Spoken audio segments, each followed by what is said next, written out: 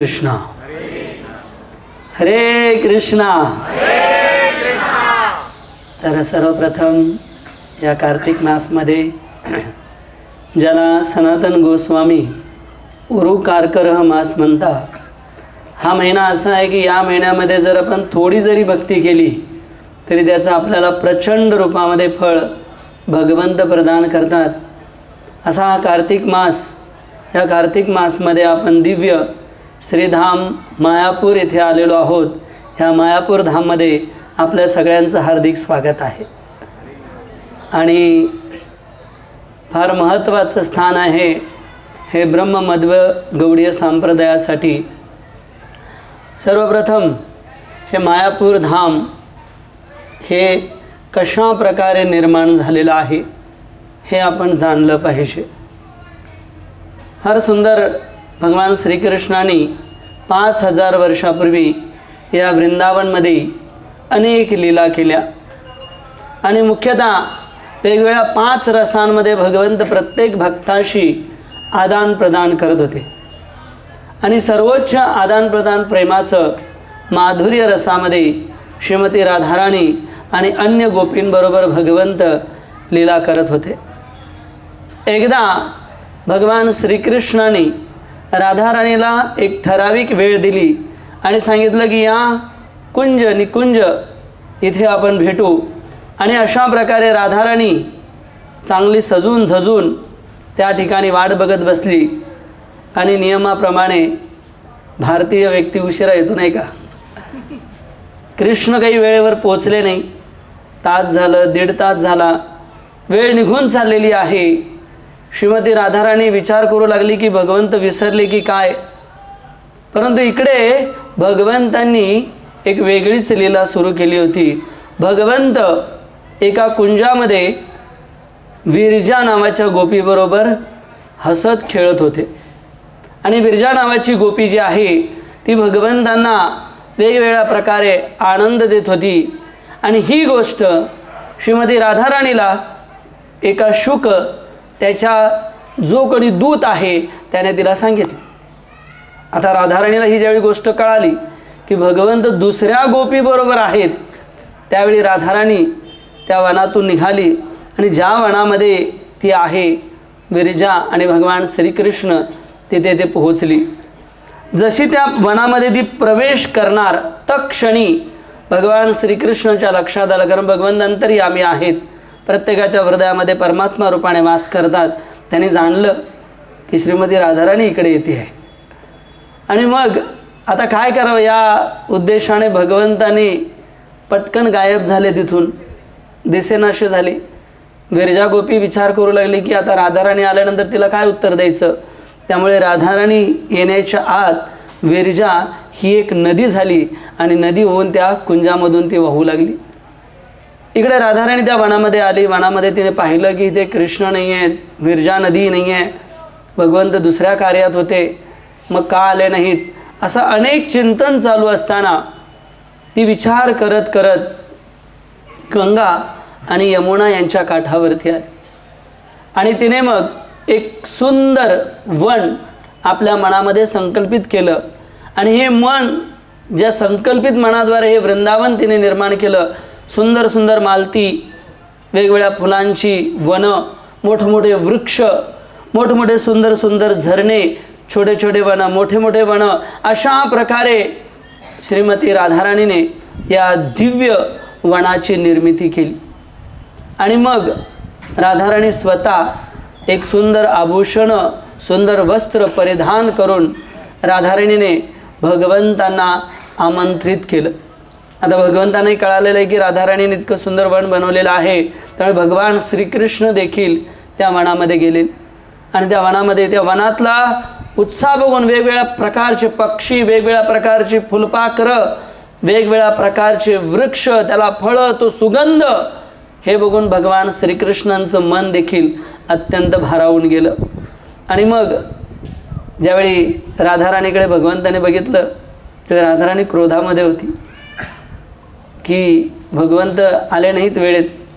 त्यावेळी तिचा क्रोध शांत करण्यासाठी आणि भगवंतानी आपल्या हृदयातली भावना श्रीमती राधाराणीला सांगितले की हे राधाराणी, तुझ्यापेक्षा कोणतीही गोपी मला अत्यंत प्रिय नाही आणि मी तुझ्याबरोबर हे जे काही तू वृंदावन, हे काही जे वन बनवलेलं आहे, त्याच्यासारखं वन मला दुसरं वन प्रिय नाही आहे.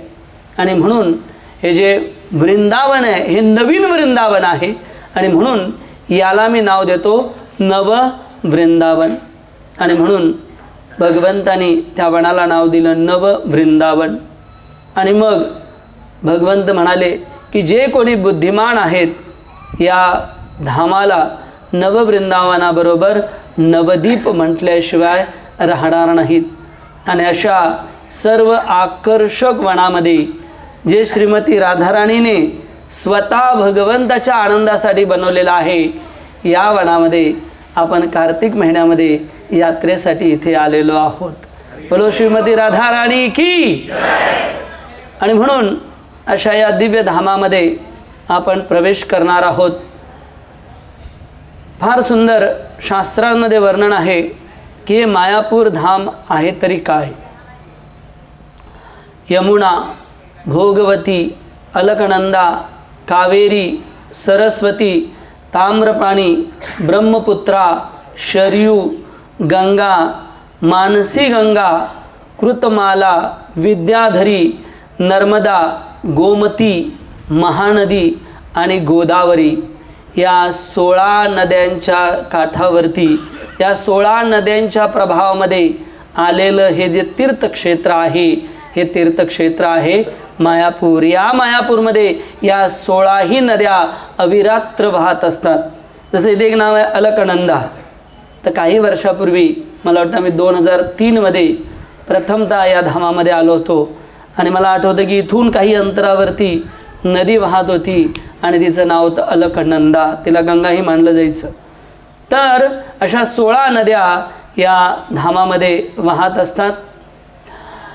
नवदीप महात्म्यामध्ये भक्तिविनोद ठाकूर या मायापूरच्या महात्म्याबद्दल लिहितात की हे जे धाम आहे ते काही साधारण धाम नाही आहे. वृंदावन धाम हे माधुर्य धाम आहे. जगन्नाथपुरी धाम हे ऐश्वर्य धाम आहे. म्हणून तिथे जगन्नाथजीचा हात सुका होत नाही. दरवेळी 56 भोग भगवंतांना लागत असतात.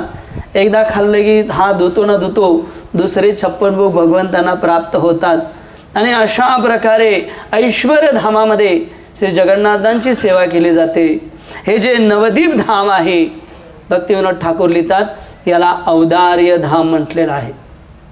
आणि औदार्य धामाची व्याख्या करताना भक्तिविनोद ठाकूर लिहितात, ते म्हणतात की इथे हे इतकं कृपाळू धाम आहे. औदार्य धाम याचा अर्थ कृपाळू धाम. जर कोणी या धामामध्ये येऊन नुसता श्वास जरी घेतला तरी त्याला चैतन्य महाप्रभूंची कृपा प्राप्त होते. इतकंच नव्हे, या धामाची विशेष महिमा आहे की जसं आपण जर चाललो नाही, समजा पाणीपुरी खायला आपण चाललो, तर इथे धामामध्ये आपल्याला प्रदक्षिणा करण्याचं फळ प्राप्त होतं. जर आपण इथे बोललो नाही, काही चर्चा झाली, काही चर्चा करायची नाही आहे धामामध्ये, पण जर आपण काही चर्चा जरी नुसती केली जी भगवंताशी संबंधित नाही आहे, तरी ती चर्चा केल्याचं फळ आपल्याला, नाम संकीर्तनाचं फळ आपल्याला मिळतं नुसती चर्चा केल्यानंतर. इतकंच नव्हे, जर आपण झोपलो रात्री नाही का, बसमध्ये पण बरेच जण झोपले होते नाही, तर शास्त्रामध्ये दिलेलं औदार्य धाम इतकं महत्त्वाचं धाम आहे की आपल्याला इथे ध्यान करण्याचं फळ मिळतं. हे आहे औदार्य धाम. म्हणून भक्तिविनोद ठाकूर लिहितात की ज्या प्रकारे राख आहे, राख, आणि त्या राखेमध्ये जसा तप्त विस्तव चकाकतो, तसं या कलियुगाच्या प्रभावामध्ये हे दिव्य मायापूर धाम, नवदीप धाम काय होणार आहे, चकाकणार आहे. आणि म्हणून या धामाला शास्त्रामध्ये वर्णन केलेलं आहे की या धामाला औदार्य धाम म्हणून घोषित केलेलं आहे. बोलो श्री नवदीप धाम की. भक्ती संकलन तंत्रामध्ये या धामाविषयी फार सुंदर वर्णन केलेलं आहे. कुरुक्षेत्रे कृते तीर्थन त्रेतायां पुष्कर स्मृतं द्वापरे नैमिष अरण्यम नवखंडमं कैलोकलिम. सतयुगामध्ये पवित्र धाम होतं कुरुक्षेत्र, त्रेतायुगामध्ये पवित्र धाम होतं पुष्कर, द्वापर युगामध्ये पवित्र धाम होतं नैमिषारण्य आणि कलियुगामध्ये भक्ती संकलन तंत्रामध्ये सांगितलेलं आहे की कलियुगामध्ये जर सर्वोच्च धाम असेल तर ते धाम आहे श्री क्षेत्र नवदीप धाम. कलिकाले तीर्थ सब अत्यंत दुर्बल नवदीप तीर्थ मात्र अत्यंत सबल. कलियुगामध्ये वेगवेगळे तीर्थस्थानं आहेत, ते कलियुगाच्या प्रभावाने लुप्त होत जातील. परंतु हे औदार्य धाम असल्यामुळे जितका कलियुगाचा प्रभाव वाढेल तितकं हे धाम काय होणार आहे, याची शक्ती प्रबळ होणार आहे. आणि हे पूर्ण चैतन्य महाप्रभूंचं आंदोलन इथे पूर्ण जगभरामध्ये येऊन भक्त भगवंताच्या नावाचं कीर्तन करणार आहेत. कलो संकीर्तन आरंभे भविष्यामि सचीसुत स्वर्णादितरम अष्टाय नवदीपे जनाश्रये तत्र द्विजकुल श्रेष्ठा भविष्यामि द्विजालये. नवदीप तीर्थ महात्म्यामध्ये वायुपुराणामध्ये हा सुंदर एक श्लोक आहे. या श्लोकामध्ये स्वतः चैतन्य महाप्रभू स्वतः भगवंत घोषित करतात की नवदीप धामाचं महात्म्य काय की या नवदीप धामामध्ये मी कलियुगामध्ये अवतरीण होऊन इथूनच मी संकीर्तन आंदोलन सुरू करणार आहे. सची मातेचा पुत्र म्हणून मी या कलियुगामध्ये अवतीर्ण होणार आहे. स्वर्णादितरमष्ठाय की माझं जे रूप आहे ते गौरवर्ण राहील, सोन्याप्रमाणे चकाकणार राहील. नवदीप जनाश्रये नवदीपमध्ये मी आश्रय घेईल. ततद्विज कुलश्रेष्ठ आणि त्या ब्राह्मण परिवारामध्ये मी काय होईन, मी अवतरण होणार आहे. हे वायुपुराणामध्ये भगवंत स्वतः सांगत आहेत. साध्वकलिकाले तु त्वक्त्यान्नं सेवनां वृंदान्यथवा क्षेत्रे नवखंड वसन्विता. गरुड पुराणामध्ये सांगितलेलं की कलियुगामध्ये साधू पुरुष जे आहे त्यांचं भजन किंवा त्यांची साधना करण्यासाठी अनेक तीर्थक्षेत्र आहेत. परंतु कलियुगामध्ये साधू पुरुष वृत्तीचे लोक ज्यांना भजन करायचं आहे ते केवळ 2 स्थानं निवडतील. त्यामध्ये एक स्थान आहे श्रीधाम वृंदावन आणि दुसरं स्थान आहे श्रीधाम नवदीप धाम. बोलो नवदीप धाम की.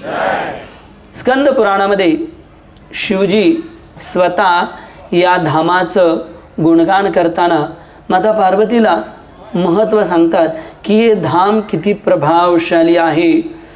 जे या कलियुगामध्ये मायापूरमध्ये राहून आपली आराधना करतील, आपलं भजन करतील, सर्वप्रथम त्याने सर्व पाप कार्यातून मुक्त होतील. इतकंच नाही, ते ज्या तीव्रतेने भजन करतील त्या तीव्रतेने ते माझ्या दिव्य धामाला प्राप्त करतील. आणि शिवजी सांगतात की जो कोणी या धामाचं दर्शन करेल, जो कोणी कलियुगामध्ये आणि विशेषतः कार्तिक मासमध्ये जो कोणी या धामाचं दर्शन करेल त्याला इतरत्र धामाचं दर्शन केल्यानंतर जे फळ मिळेल त्याच्या 1 अरब पटीने फळ नवदीप धामाचं दर्शन केल्यानंतर मिळेल. बोलो श्री नवदीप धाम की. आणि मग इथे फार सुंदर शिवजी पार्वतीला सांगतात की कलियुगाच्या प्रभावाने अनेक धाम लुप्त होतील, परंतु नवदीप धाम हे असं धाम आहे की या धामामध्ये सगळे तीर्थ आहेत. इथे गोवर्धन पण आहे, राधाकुंड पण आहे, श्यामकुंड पण आहे, अयोध्याही आहे, मथुराही आहे. सगळे धाम इथे स्थित आहेत. वृंदावनमधली 12 वने इथे स्थित आहेत. आणि मग स्कंद पुराणामध्ये शिवजी सांगतात की ज्यावेळी बाकीच्या धामाचं जर आपण इतरत्र दर्शन केलं तर त्याचा तितकासा लाभ होणार नाही, परंतु या ठिकाणी येऊन जर आपण त्याच धामांचं दर्शन केलं तर मायापूर धाम इतकं श्रेष्ठ आहे की ज्या प्रकारे एखादा मौल्यवान खडा असतो पारस, जर तो एखाद्या लोखंडाला स्पर्श केला तर त्याचंही सोनं होतं नाही का, म्हणजे त्याचीही किंमत वाढते. तसंच जे काही दिव्य धाम या नवदीप धामामध्ये स्थित आहेत, जो कोणी त्यांचं जाणते अजाणतेपणे दर्शन करतो, शिवजी पार्वतीला सांगतात त्याला देखील त्या धामाचा 1 करोड पटीने फायदा होतो. आवाज कमी आला? तशा या दिव्य धामामध्ये आपण आलेलो आहोत. श्री विश्वंभर तंत्रामध्ये वर्णन केलेलं आहे.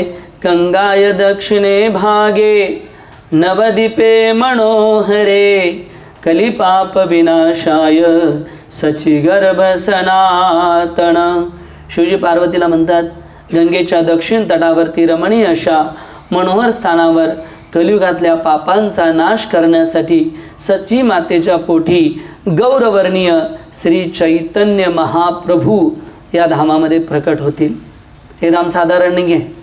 या धामामध्ये मथुरा, अयोध्या, हरिद्वार, काशी, कांची, अवंती, द्वारका हे धाम इतक्या अनेक धामाने परिपूर्ण आहे.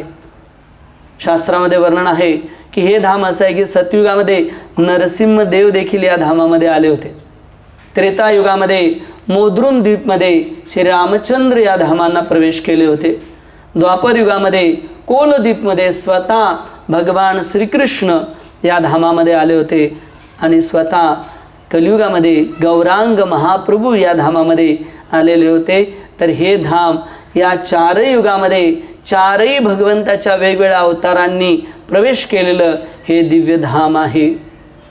तशा या दिव्य धामामध्ये आज आपण प्रवेश केलेला आहे. खरं तर आपण जो धामामध्ये प्रवेश केलेला आहे ती खरं तर आपली योग्यता ती काय धामामध्ये प्रवेश करण्याची. कोणी ट्रेनने आलं असेल, बहुतेक ट्रेननेच आले नाही. आमचे हरिभजन पू आज रात्री येतील, विमानाने येतील ते नाही. कोणी विमानाने येईल, कोणी ट्रेनने येईल, कोणी गाडीने येईल, परंतु धामामध्ये आपण जे आलेलो आहोत तर आपली योग्यता काय.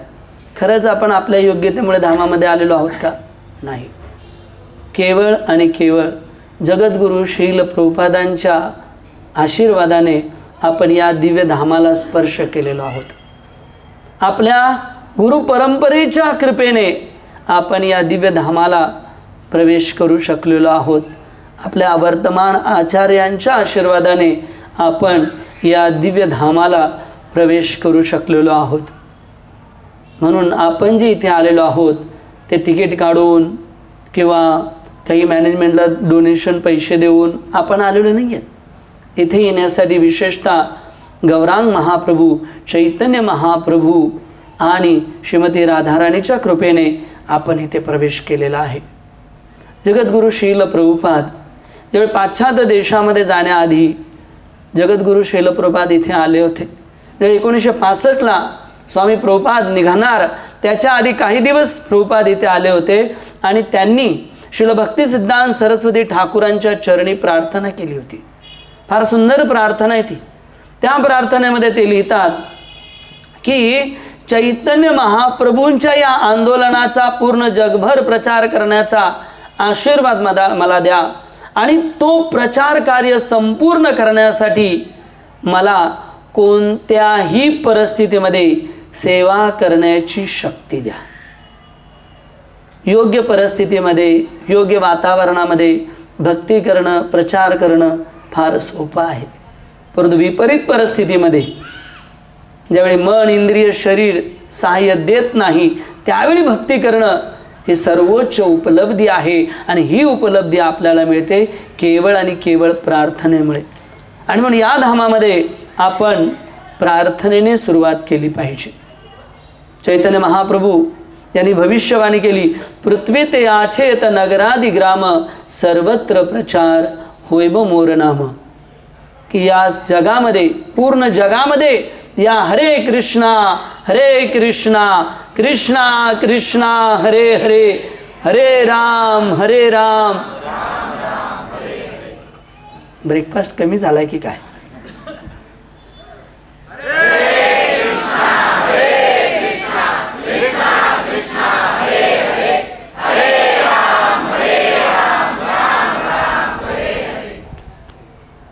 कथा अजून 2 तास चालू होणार आहे, त्यामुळे आवाज बिंबीच्या देठापासून निघाला पाहिजे. कारण हे ते दिव्य धाम आहे जिथे चैतन्य महाप्रभूंना आमंत्रित करण्यासाठी अद्वैतच्या चारेने हुंकार भरलेला आहे, सिंहगर्जना केलेली आहे. म्हणून अशा धामामध्ये चैतन्य महाप्रभूंना जर प्राप्त करायचं असेल, त्यांची कृपा जर प्राप्त करायची असेल तर आपल्याला काय केलं पाहिजे? सिंहगर्जना केली पाहिजे. प्रार्थना रूप हरे कृष्णा कृष्णा कृष्णा हरे हरे हरे राम राम राम हरे हरे. आणि मग चैतन्य महाप्रभूंनी पूर्ण जगामध्ये या हरिनामाचा प्रचार करण्याचा आदेश षड गोस्वामींना दिला, नित्यानंद प्रभूंना दिला, हरिदास ठाकूरांना दिलेला आहे. आणि मग तेच नित्यानंद प्रभू चैतन्य महाप्रभूंचे पार्षद, त्यांनी सांगितलं, स्वयं बलरामजी आहेत, त्यांनी सांगितलं मोर सेनापती, माझा एक सेनापती येईल आणि तो या चैतन्य महाप्रभूंच्या आंदोलनाचा, या हरिनामाचा पूर्ण जगामध्ये प्रचार करेल. ही स्वतः नित्यानंद प्रभूंनी केलेली भविष्यवाणी आहे. आणि मग श्रील भक्तिविनोद ठाकूर 7वे गोस्वामी या संप्रदायाचे आचार्य, त्यांनी देखील एक 1896 साली ज्या वर्षी प्रभुपाद या भूतलावर अवतरले, त्यांनी देखील एक भविष्यवाणी केलेली आहे. ते म्हणाले की नवदीप धाम इथे पूर्ण जगभरामधून German, French, Italian, American, British वेगवेगळ्या देशातले भक्तगण येतील, महाराष्ट्रीयन पण असेल त्यात, नाही, जगभरातून भक्त येतील आणि सर्वजण इथे येऊन जय सच्चिनंदन गौर हरी या नामाचं सगळेजण जोरदार कीर्तन करतील. ही भविष्यवाणी भक्तिविनोद ठाकूरांनी केली. आणि मग भक्तिविनोद ठाकूरांच्या या भविष्यवाणीला सार्थ केलेला आहे, ते आहे जगद्गुरु श्रील प्रभुपाद. श्रील प्रभुपाद ज्यावेळी 1922 साली श्रील भक्तिसिद्धांत सरस्वती ठाकूर त्यांच्या गुरु महाराजांना भेटले, त्यावेळी त्यांनी आज्ञा केली भक्तिसिद्धांत सरस्वती ठाकूरांनी की तुम्ही तरुण आहात आणि तुम्ही या आंदोलनाचा, या कृष्ण भक्तीचा पूर्ण जगभर प्रचार करा, असा आदेश श्रील प्रभुपादांना 1922 साली वयाच्या 26व्या वर्षी मिळाला. आणि मग श्रील प्रभुपाद आयुष्यभर या आज्ञेचं पालन करण्यासाठी दिवस रात्र प्रयत्न करत होते. आपण इथे आलेलो आहोत, इतक्या चांगल्या सुविधा आहेत, परंतु श्रील प्रभुपादांना सुविधा नव्हत्या. श्रील प्रभुपादांना या आंदोलनाचा प्रचार करण्यासाठी किती झगडावं लागलं. श्रील प्रभुपादांना वृंदावनमध्ये राहत असताना एक तिकीट हवं होतं, जे घेऊन प्रभुपाद अमेरिकेला जाऊ शकत होते. सिंधिया कंपनीचे मालकीन श्रीमती मोरारजी त्यांना श्रील प्रभुपाद भेटले. त्यांच्या ऑफिसच्या बाहेर श्रील प्रभुपाद थांबले आणि त्यांनी श्रील प्रभुपादांनी मिस्टर चोक्शीला विनंती केली की मॅडमला म्हणाव की मला एक तिकीट द्या. आणि ते कशातून? फ्लाईटमधून नाही, एक माल वाहतूक बोटीतून, ज्याच्यामध्ये सामान जातं, साहित्य जातं, त्या माल वाहक बोटीमधून जाण्यासाठी मला एक तिकीट द्या. चोक्शी आतमध्ये गेले, मॅडमला सांगितलं की स्वामीजी आलेले आहेत आणि त्यांची अशी इच्छा आहे. मॅडम म्हणाले अमेरिका, अरे तर -डिग्रीमध्ये टेम्परेचर राहतं, वय 70, ते पोहोचतील की नाही ही शंका आहे, त्यामुळे मी त्यांना तिकीट देणार नाही. हे ऐकल्यानंतर चोक्शी पुन्हा बाहेर आले. सांगितलं की मॅडम नाही म्हणतायत. ते म्हणे रिक्वेस्ट करा, माझ्या गुरुची आज्ञा आहे, आणि मला या आंदोलनाचा जगभरामध्ये प्रचार करायचा आहे, कृपा करून माझ्यासाठी प्रार्थना करा. मिस्टर चोक्सी पुन्हा गेले. त्यांनी प्रार्थना केली की कृपा करून ते स्वामीजींना एक तिकीट द्या. परंतु चोक्सीने सांगितलं की ते माझ्या पित्याप्रमाणे आहेत, माझ्या वडिलांप्रमाणे आहेत, त्यामुळे मी त्यांना तिकीट देणार नाही. हे ऐकल्यानंतर मग चोक्सी बाहेर आले. स्वामी प्रभुपादांना सांगितलं की आतापर्यंत मॅडमने एकदा नाही म्हटलं की ते पुन्हा हो म्हणत नाहीत, हा माझा अनुभव आहे. स्वामी प्रभुपादाने पुन्हा मिस्टर चोक्सींना विनंती केली की मला फक्त एकदा स्वामीजींना भेटायचं, मॅडमला भेटायचं. चोक्सीने ती परमिशन घेतली. स्वामी प्रभुपाद डेस्कवर गेले. समोर टेबलवर मॅडम बसल्या होत्या, हातामध्ये पेन घेऊन स्वामीजींचं मत त्यांनी ऐकलं. आणि स्वामीजींना त्यांनी सांगितलं की स्वामीजी तुमचं वय 70 वर्ष झालेलं आहे, तो म्लेच्छांचा देश आहे, तिथे खायला काही मिळत नाही, -डिग्रीमध्ये तिथं टेम्परेचर असतं. अहो तुम्ही तिथे पोचाल की नाही हेही माहिती नाही, बोटीमधून तुमचा जीव जाईल, वय 70 वर्ष झालं तुमचं. स्वामीजी तुम्ही वृंदावनमध्ये आराम करा. तुम्ही कोणाला भक्ती शिकवताय?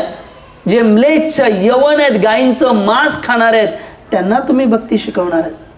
स्वामीजी तुमची मुलगी म्हणून मी तुम्हाला जाऊ देणार नाही, तिकीट देणार नाही. विचार करा, जगद्गुरू यांच्या गुरु पूजेमध्ये आपण नृत्य करतो. ते जगद्गुरू ज्यांनी हे इतकं दिव्य मायापूर धाम उभं करण्याचं स्वप्न, चैतन्य महाप्रभूंचं स्वप्न पूर्ण केलं, ते प्रभुपाद एका तिकीटसाठी झगडत होते. एका तिकीटसाठी. कोणासाठी झगडत होते प्रभुपाद? त्यांच्यासाठी? त्यांच्यासाठी नाही. वृंदावनमध्ये बसून ते भगवंताच्या धामात जाऊ शकले असते, परंतु ते झगडत होते तुमच्या आणि माझ्यासाठी, तुमच्या आणि माझ्यासाठी. कारण मनुष्य जीवनाचा उद्देश आहे अंते नारायण स्मृती. दुसरा मनुष्य जीवनाचा उद्देश नाही आहे. कामस्य नेंद्रियन प्रीती लाभो जीवत यावता जीवस्य तत्व जिज्ञासा नाथर्तयो कर्म भी तत्व जिज्ञासा. मी 100 वर्षापूर्वी कुठे होतो, नंतर कुठे जाणार? मला मनुष्य देह का मिळाला? मी मृत्यूनंतर कुठे जाणार? मला समजण्याची बुद्धी का मिळाली? जीवन केवळ प्राण्यांप्रमाणे जगण्यासाठी नाही. हे प्रभुपादांना माहिती होतं, प्रभुपादाने अनुभव केला होता आणि प्रभुपाद त्याच कारणासाठी आले होते. म्हणून प्रभुपाद झगडत होते, दरवाजापर्यंत गेले आणि प्रभुपाद परत फिरले. त्यांना म्हणतात आचार्य. आचार्यांची एक व्याख्या मी आतापर्यंत ऐकली, परंतु आता काही दिवसात प्रवचनामध्ये मला दुसरी आचार्यांची व्याख्या कळाली. आचार्य म्हणजे एक जे आचरणावरून आपलं भक्तीचा प्रचार करतात, जे लोकांना शिकवतात, ते आचार्य. दुसरं आचार्य म्हणजे ते की जे आपल्या संप्रदायामध्ये जे काही कमी आहे, आपल्या संप्रदायामध्ये जे काही अजून दूषित आहे ती काढून त्यांना पुनर्प्रस्थापित करणं, त्यांना देखील आचार्य म्हणतात. त्यांना देखील आचार्य म्हणतात. श्रील प्रभुपाद स्वामी ते आचार्य होते. आणि म्हणून स्वामी प्रभुपाद जे आहेत ते पुन्हा श्रीमती मोरारजींच्या टेबलवर गेले आणि त्यांना म्हणाले की माझ्या गुरु महाराजांची आज्ञा आहे की मी या हरे कृष्ण महामंत्राचा, या आंदोलनाचा पूर्ण जगभर प्रचार करावा. आणि मी आज वयाच्या 70 वर्षानंतर जर भारतात राहिलो तर पण मरणार आहे, आणि जर मी अमेरिकेत गेलो तरी मरणार आहे.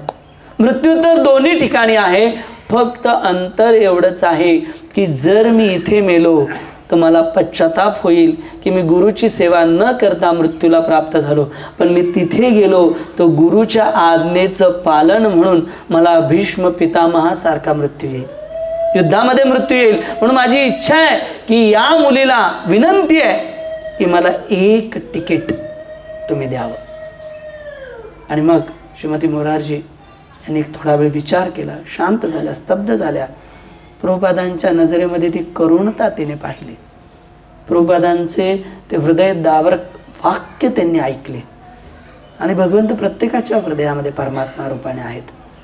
भगवंत प्रत्येकाला मार्गदर्शित करतात, फक्त आपली इच्छा तेवढी प्रामाणिक पाहिजे. तिने टेबलवर हात आपटत सांगितले, यस स्वामीजी, मी तुम्हाला 1 तिकीट देते. आणि मग स्वामीजी निघाले. वय वर्ष 70 नाही, 38 दिवसांचा प्रवास. 1965 साली जहाजाला लाटा लागून 40 फूट उंच उडायच्या अशा परिस्थितीमध्ये श्रील प्रभुपाद अमेरिकेला निघाले. तिथे पोचल्यानंतर डावीकडे वळायचं का उजवीकडे वळायचं माहिती नाही. प्रभुपाद बोटीमध्ये बसत असताना 1965 साली 13 सप्टेंबर 1965, त्याआधी त्यांना सोडण्यासाठी किंग जॉर्ज डॉकयार्ड कलकत्ता, तिथे फक्त 4 व्यक्ती होते. आणि त्यांच्यामध्ये एक व्यक्ती होते त्यांचे पुत्र, ज्यांचं नाव आहे वृंदावनचंद्र. ते वृंदावनचंद्र काही वर्षापूर्वी श्रील प्रभुपादांच्या शिष्यांना भेटले आणि त्यांनी त्यावेळेचा अनुभव सांगितला. ते म्हणाले की आमचे पिता चालले होते आणि मी त्यांना सोडायला आलो होतो, परंतु माझी भावना ही होती, मी का सोडायला आलो होतो. ते म्हणाले की इतका भयानक प्रवास, इतक्या उतर वयामध्ये प्रवास वडील माझे जर करून गेले तर मला आशा नव्हती की ते पुन्हा येतील. आणि म्हणून शेवटची भेट देण्यासाठी मी त्या बंदरगाहावरती जमलो होतो. हे त्यांच्या मुलाचे वाक्य आहेत, वृंदावनचंद्राचे. आणि म्हणून प्रभुपाद गेले ते तुमच्या आणि माझ्यासाठी. हजारो किलोमीटरचा प्रवास पार करून वाटेमध्ये श्रील प्रभुपादांना 2 हार्ट अटॅक आले. 2 हार्ट अटॅक नाही, आपण विचार करू शकतो. तरी देखील प्रभुपाद मागे हटले नाहीत. प्रभुपाद पोहोचले. का बरं प्रभुपाद पोहोचले?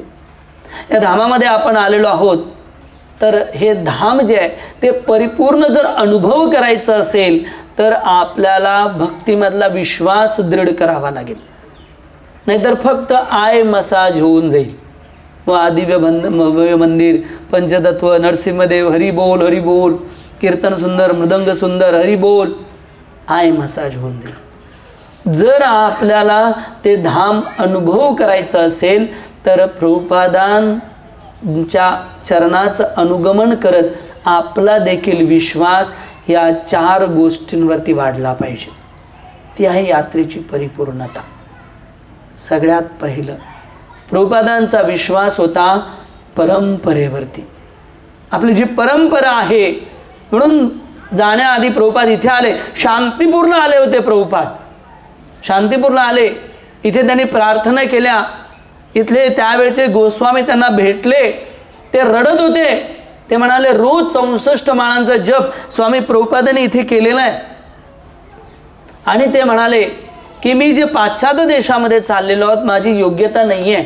तुम्ही माझ्यासाठी अद्वैताचार्यांना प्रार्थना करा, तरच मी चैतन्य महाप्रभूंची वाणी जी आहे ती पूर्ण करू शकतो. प्रार्थना केलेली आहे. परंपरेवर विश्वास होता श्रील प्रभुपादांना. दुसरं, चैतन्य महाप्रभूंच्या भविष्यवाणीवरती प्रभुपादांना विश्वास होता. श्रील प्रभुपाद एकदा गौडीय संप्रदायामधल्या अनेक संन्यासांना भोजन वाढत होते. आणि भोजन वाढत असताना त्या संन्यासीमध्ये त्यावेळी श्रील प्रभुपाद ग्रस्त होते. त्या संन्यासांमध्ये चर्चा झाली की चैतन्य महाप्रभूंनी हे आंदोलन सांगितलं की भारतभूमी त्याईल मनुष्य जन्मयात, की पूर्ण पृथ्वीत याचेत नगरादिग्राम, पूर्ण जगभरामध्ये याचा प्रचार होईल. परंतु चैतन्य महाप्रभूंना हे म्हणायचं होतं की केवळ भारतातच होईल.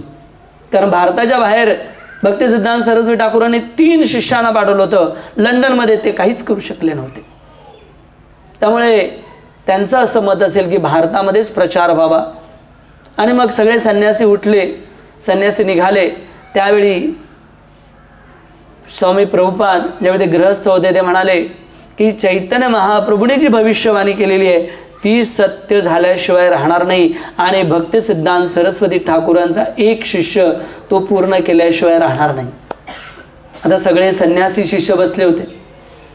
सगळ्याने आता सगळे विचार करू लागले. आणि मग सगळे ज्यावेळी हात धुवून निघायला लागले त्यावेळी स्वामी प्रभुपाद म्हणाले की तो शिष्य तुमच्यापैकी नक्कीच नसेल.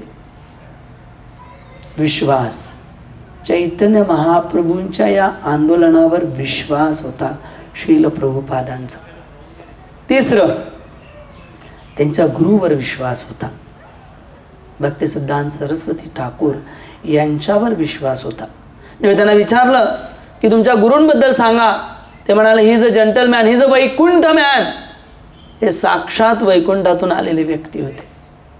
किती गुरुवर श्रद्धा, गुरुवर श्रद्धा. आणि तिसरं, हरिनामावर विश्वास, हरिनामावर श्रद्धा प्रभुपादांची होती. आणि मग टॉम्स्किन पार्कमध्ये स्वामी प्रभुपाद 3 तास हरे कृष्णा कृष्णा कृष्णा हरे हरे, हरे राम राम राम हरे. प्रभुपाद कीर्तन करू लागले. हरिनामावर विश्वास होता आणि म्हणून प्रभुपादांना पाश्चात्य देशी लोक मिळाले. म्हणून हा विश्वास आपला या यात्रेमध्ये वाढला पाहिजे. स्वामी प्रभुपाद ज्यावेळी बोस्टनला उतरले, बोस्टनला उतरल्यानंतर स्वामी प्रभुपादांनी त्यावेळी तिथली अराजकता पाहिली, भोगवाद पाहिला, नास्तिकवाद पाहिला, निर्विशेष शून्यवादी. तिथे इंद्रतृप्तीमध्ये पूर्ण रचलेली पचलेली ज्यावेळी लोक पाहिली, त्यावेळी प्रभुपादांच्या लक्षात आलं की मी यांचा उद्धार नाही करू शकत. आणि म्हणून बोस्टनमध्ये स्वामी प्रभुपादांनी एक सुंदर कविता लिहिली. आणि त्या कवितेवरून प्रभुपाद आम्हाला शिकवत आहेत की आमची भावना काय असली पाहिजे. प्रभुपाद लिहितात, नचाओ नचाओ प्रभू से मते नचाओ, काष्टेर पुतली प्रभू से मते नचाओ.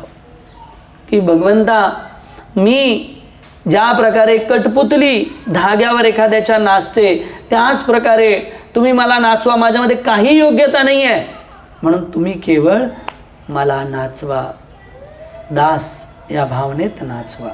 म्हणून आपण धामामध्ये जो प्रवेश करत आहोत, भाव असला पाहिजे, दास गोपी भरतुर पद कमलियो, दास दास दासानो दास, या भावनेमध्ये आपण प्रवेश केला पाहिजे.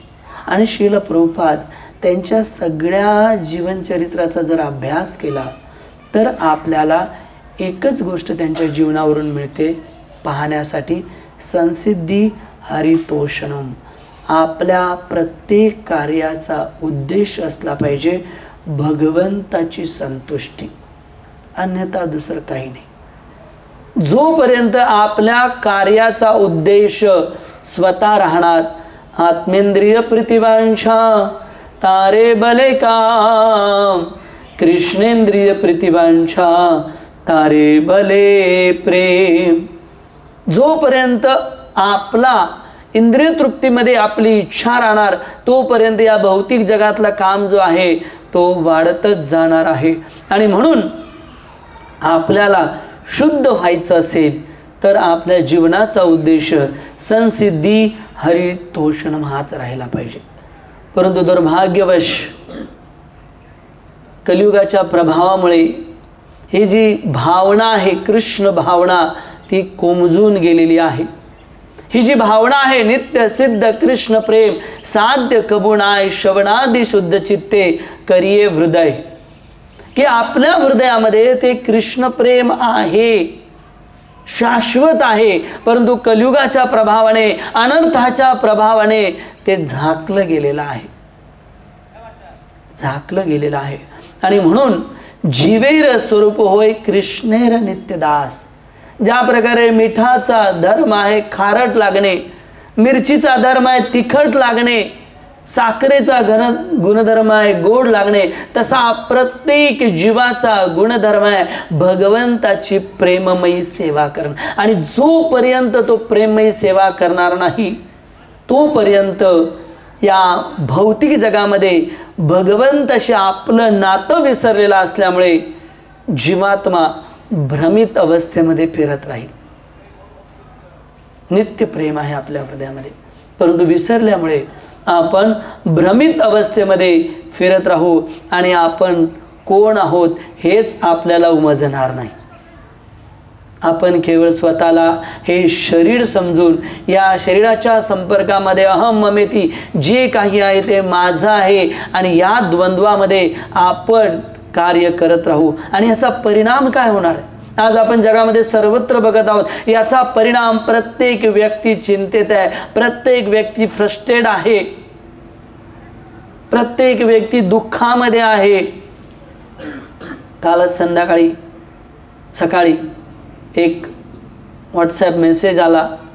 एक भक्त आहे, त्यांना एक छोटी मुलगी झाली आणि ही मुलगी तिच्या लंग्समध्ये समस्या असल्यामुळे तिला काचेच्या पेटीत ठेवलेला आहे. मग त्याचा फोटो मला आला तर मी विचार करतो किती दुःखमय जीवन आहे, नाही. आणि व्यक्ती या चिंतेमध्ये, या फ्रस्ट्रेशनमध्ये, कारण स्वतःला शरीर समजल्यामुळे केवळ चिंता आणि फ्रस्ट्रेशन, समस्या यांनाच तो जन्म देत आहे. आणि म्हणून मायेच्या प्रभावामधून जर आपल्याला बाहेर पडायचं असेल तर आपल्याला ती कृष्ण भावना जागृत केली पाहिजे. नाहीतर जीवनामध्ये एकच गोष्ट होते, व्यक्ती स्वतःला नियंत्रक समजायला लागतो. I am a controller, I am a enjoyer, मी भोगता आहे. आणि जोपर्यंत तो या भावनेशी जुडलेला आहे ना, तोपर्यंत त्याच्या जीवनात शांतता येणार नाही, समाधान होणार नाही. भोक्ताराम यज्ञ तपसाम सर्व लोक महेश्वरम सरदम सर्वभूतानाम ज्ञात्वा माम शांती मृच्छते. त्याच जीवाला शांती मिळेल, तोच व्यक्ती जीवात्मा समाधानी राहील ज्यावेळी त्याला कळेल की भगवंत भोक्ता आहेत. यत करोशी यदनाशी यज्ज होसी ददासी यत तपस्यसी कोणतेय तत्कुरुषव मदर्पणम. आणि म्हणून जोपर्यंत भोक्ता बनण्याची आपली भावना आहे, त्याचं कारणच एक आहे की संसिद्धी हरितोषणम, आपण भगवंताला आनंद देण्यासाठी कार्य करत नाही. आणि जोपर्यंत भोक्ता नियंत्रक म्हणून या जगामध्ये आपण वावरू, तितक्या समस्या, चिंता या भौतिक जगात आपल्याला ज्या आहेत, भौतिक चिंता आपल्या वाढतील आणि मग आपण जन्म मृत्यूच्या चक्रामध्ये अडकल्याशिवाय राहणार नाही. म्हणजे भक्तीचं बीज मिळालेलं आहे ना, ब्रह्मांड भ्रमिते कोण भाग्यवान जीव गुरु कृष्ण प्रसादे पाये भक्तिलता बीज. याच्यातून हे जे बीज मिळालेलं आहे ते वाढणार नाही, कोंबजून जाईल. आणि म्हणून आपण भगवंतांना काय केलं पाहिजे, प्राप्त करण्यासाठी प्रयत्न केला पाहिजे. परंतु जीवात्मा जेव्हा नियंत्रक म्हणून या कार्यामध्ये, या भौतिक जगामध्ये वावरत असतो, अशा जीवात्म्यांना पुन्हा कृष्ण प्रेम देण्यासाठी, अशांत जीवाला शिकवण्यासाठी भगवंत स्वतः या भौतिक जगामध्ये येतात, स्वतः येतात आणि त्यांच्या पार्षदांना घेऊन येतात.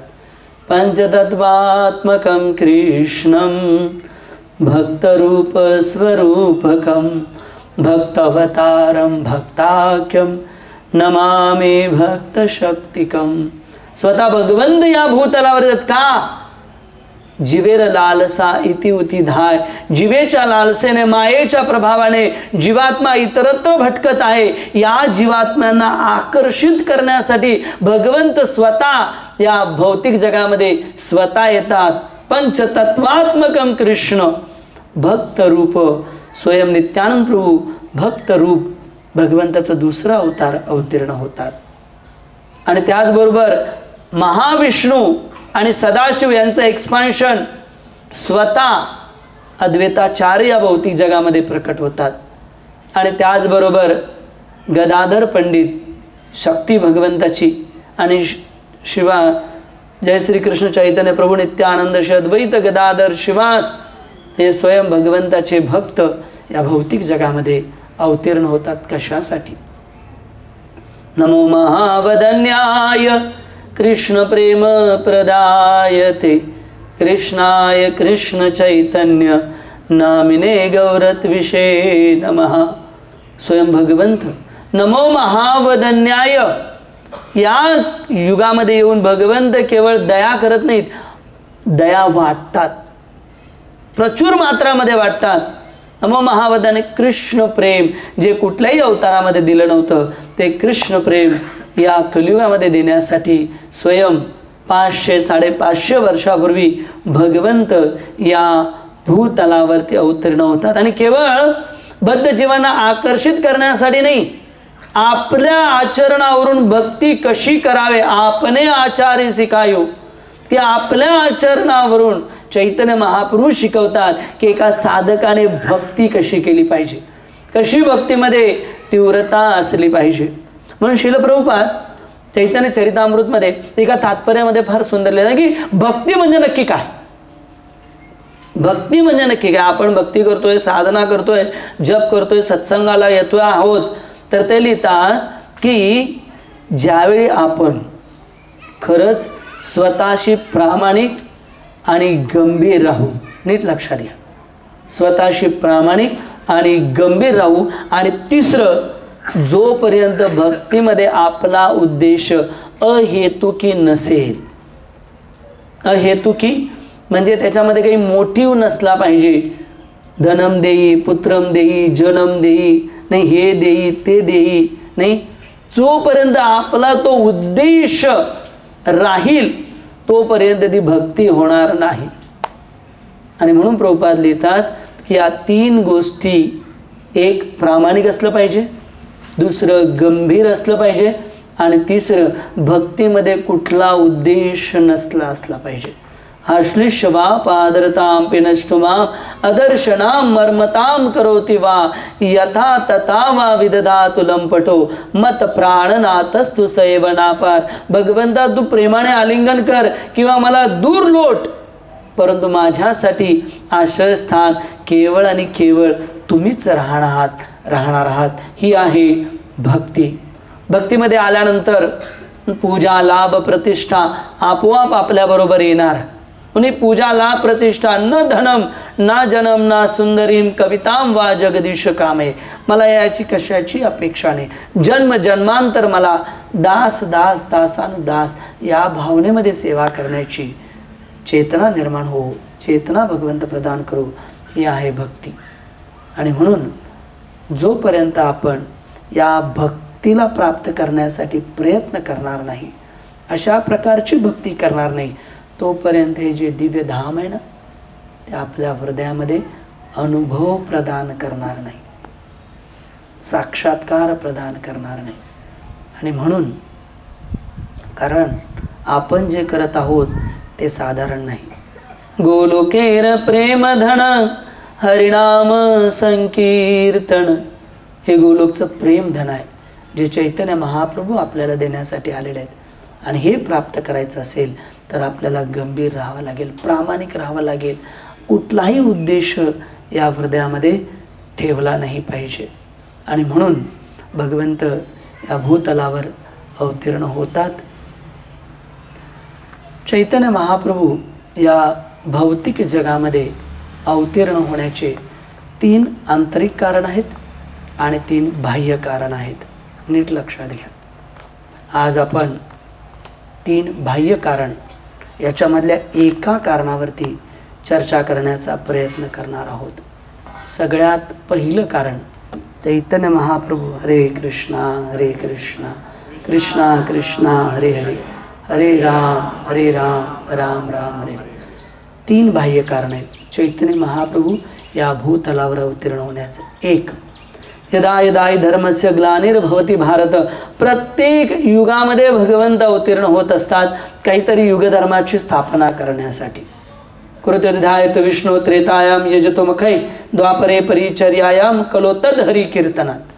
सतयुगामध्ये ध्यानधारणा भगवंताद्वारे, त्याद्वारे आपण भगवंतांना प्राप्त करू शकतो.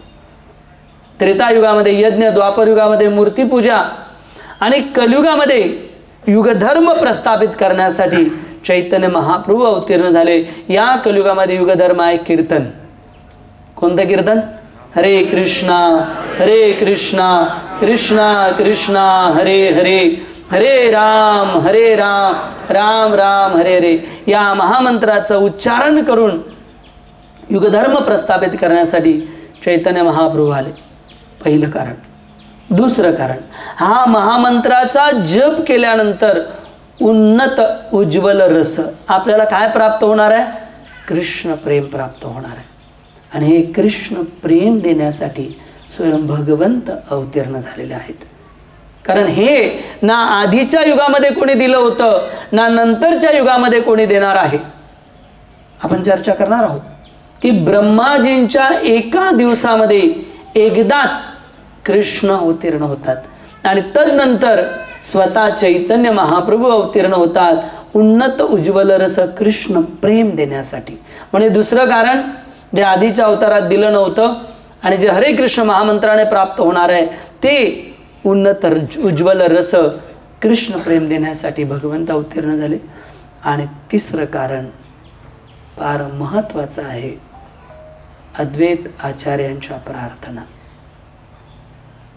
या ठिकाणी आपण बसलेलो आहोत ते शांतीपूर स्थान आहे, ज्या ठिकाणी अद्वैत आचार्य राहत होते आणि अद्वैत आचार्यांच्या प्रार्थनेमुळे स्वयं भगवंत जे अनंत ब्रह्मांड नायक आहेत ते देखील सची मातेचे पुत्र झाले. कारण अद्वैताचार्यांच्या प्रार्थना.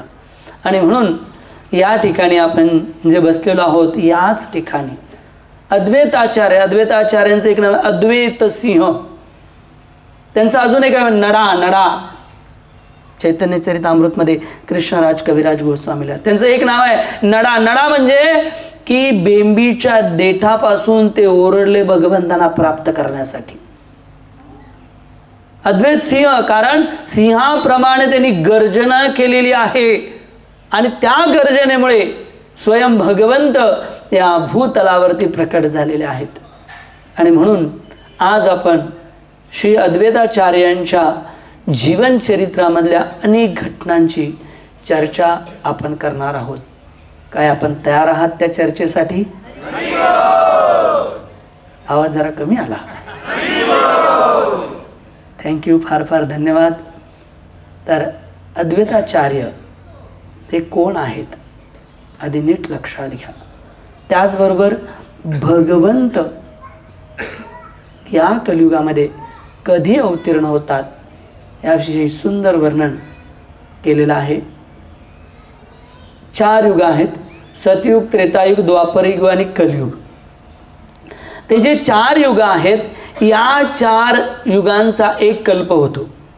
कलियुग 4,32,000 वर्षांचं, त्याच्या डबल 8,64,000 वर्ष द्वापरयुग, त्याच्यामध्ये अजून 4,32,000 वर्ष ॲड केली तर त्रेतायुग आणि मग सतयुग.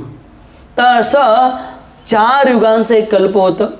अशी ज्यावेळी 1000 कल्प निघतात, 1000 कल्प होतात त्यावेळी ब्रह्माजींचे 12 तास होतात.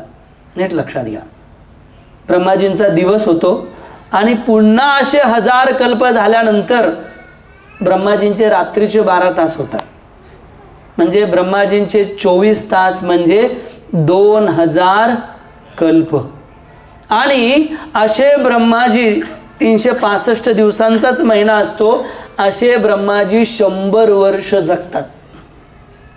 हे ब्रह्माजींचं आयुष्य. 1000 कल्प ज्यावेळी होतात त्या 1000 कल्पामध्ये 14 मणू येतात. त्या 14 मणूंचा एका मणूचा जो कालावधी असतो तो असतो 71 कल्प. 71 कल्प झाले. सतयुग, त्रेतायुग, द्वापरयुग, कलियुग, एक कल्प. असे 71 कल्प झाल्यानंतर एक मणू राजा होतो. आणि असे जवळजवळ 14 मणू येतात ब्रह्माजीच्या एका 12 तासात. असे 14 मणूंचा जो 7वा मणू होतो, असे ज्यावेळी 7 कल्प निघून जातात, 7वा मणू होतो त्यांच्या 28व्या युगामध्ये, म्हणजे 28व्या कल्पामध्ये, सतयुग, त्रेतायुग, द्वापरयुग झालं ना, म्हणून युगे 28 विटेवरी उभा का? कारण अशा 28 युगानंतर भगवान कृष्ण या भूतलावर अवतीर्ण होतात. फक्त एकदाच बरं का, ते 5000 वर्षापूर्वी झाले. आणि त्याच्यानंतर हे दिव्य कृष्ण प्रेम देण्यासाठी स्वयं भगवंत 5000 वर्षानंतर या कलियुगाच्या प्रारंभी 550 वर्षापूर्वी या युगामध्ये प्रकट होतात. कशासाठी? बद्ध जीवांना कृष्ण प्रेम देण्यासाठी. आणि म्हणून चैतन्य महाप्रभू अवतरित होण्याआधी 1435 मध्ये, म्हणजे जवळजवळ चैतन्य महाप्रभू अवतीर्ण होण्याआधी 52 वर्ष आधी अद्वैताचार्य इथे अवतीर्ण झाले. त्यांच्या शुक्ल पक्ष माघ महिमा सप्तमीमध्ये या ठिकाणी अद्वैताचार्यांचा जन्म झाला. त्यांच्या वडिलांचं नाव होतं कुबेर मिश्रा आणि आईचं नाव होतं नाभादेवी. कुबेर मिश्र जे आहेत ते अत्यंत दयाळू वृत्तीचे, ब्राह्मणाचे 26 गुण त्यांच्यामध्ये होते. नाभादेवी आणि हे मूल ज्यावेळी जन्माला आलं त्यावेळी अनेक विद्वान पंडित त्यांच्या घरी आले आणि त्यांनी त्या बालकाची कुंडली पाहिली आणि कुंडली पाहिल्यानंतर सांगितलं की हे बालक साक्षात भगवंतांना आमंत्रित करण्याची शक्ती ठेवतं आणि म्हणून अद्वैत आचार्य गोसाई साक्षात ईश्वर, याहार महिमा नाही जीवर गोचर. अद्वैताचार्य जे आहेत साक्षात भगवंत आहेत. अद्वैताचार्य साधारण व्यक्ती नव्हते, तर शास्त्रामध्ये लिहिलं आहे कृष्णापासून अवतरण होतात बलरामजी, बलरामजीपासून नारायण, नारायणपासून संकर्षणापासून नारायण आणि त्या नारायणापासून महाविष्णूंची निर्मिती होते. 3 विष्णू होतात, महाविष्णू किंवा कारणदोक्षाय विष्णू, गर्भदोक्षाय विष्णू, शिरोदोक्षाय विष्णू. आणि हे जे महाविष्णू आहेत याचं एक्सपान्शन, याचं आंशिक रूप आहेत अद्वैताचार्य. इतकंच नव्हे, सदाशिव जे वास्तविकता शाश्वत जीव आहेत भगवंताच्या धामामधले, ते सदाशिवचं एक्सपान्शन देखील आंशिक रूप आहेत अद्वैताचार्य. म्हणून या दोघांचं मिश्रण आहे अद्वैताचार्य. हे साक्षात ईश्वर आहेत, कोणी साधारण व्यक्ती नाही. सामान्य व्यक्ती यांना समजू शकत नाही. ज्यावेळी त्यांचा जन्म झाला त्यावेळी त्यांचं नाव ठेवण्यात आलं कमलाक्ष. आणि हे लहान बालक अत्यंत विद्वान, प्रकांड पंडित, कमी वयामध्येच त्यांनी अनेक ग्रंथांचं अध्ययन केलं. वयाच्या 12 वर्षावर शांतीपूर इथेच याच ठिकाणी त्यांच्या वडिलांचं देहवासन झालं.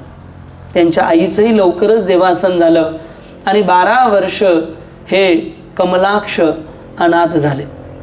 परंतु भगवंतामध्ये पूर्णतः तल्लीन असलेले हे कमलाक्ष आई वडिलांचं श्राद्ध घालण्यासाठी गयाला गेले आणि गयामधून ते इतरत्र वेगवेगळ्या धामामध्ये यात्रा करू लागले. वृंदावनमध्ये गेले, द्वारकेला गेले, त्यानंतर प्रयागला गेले.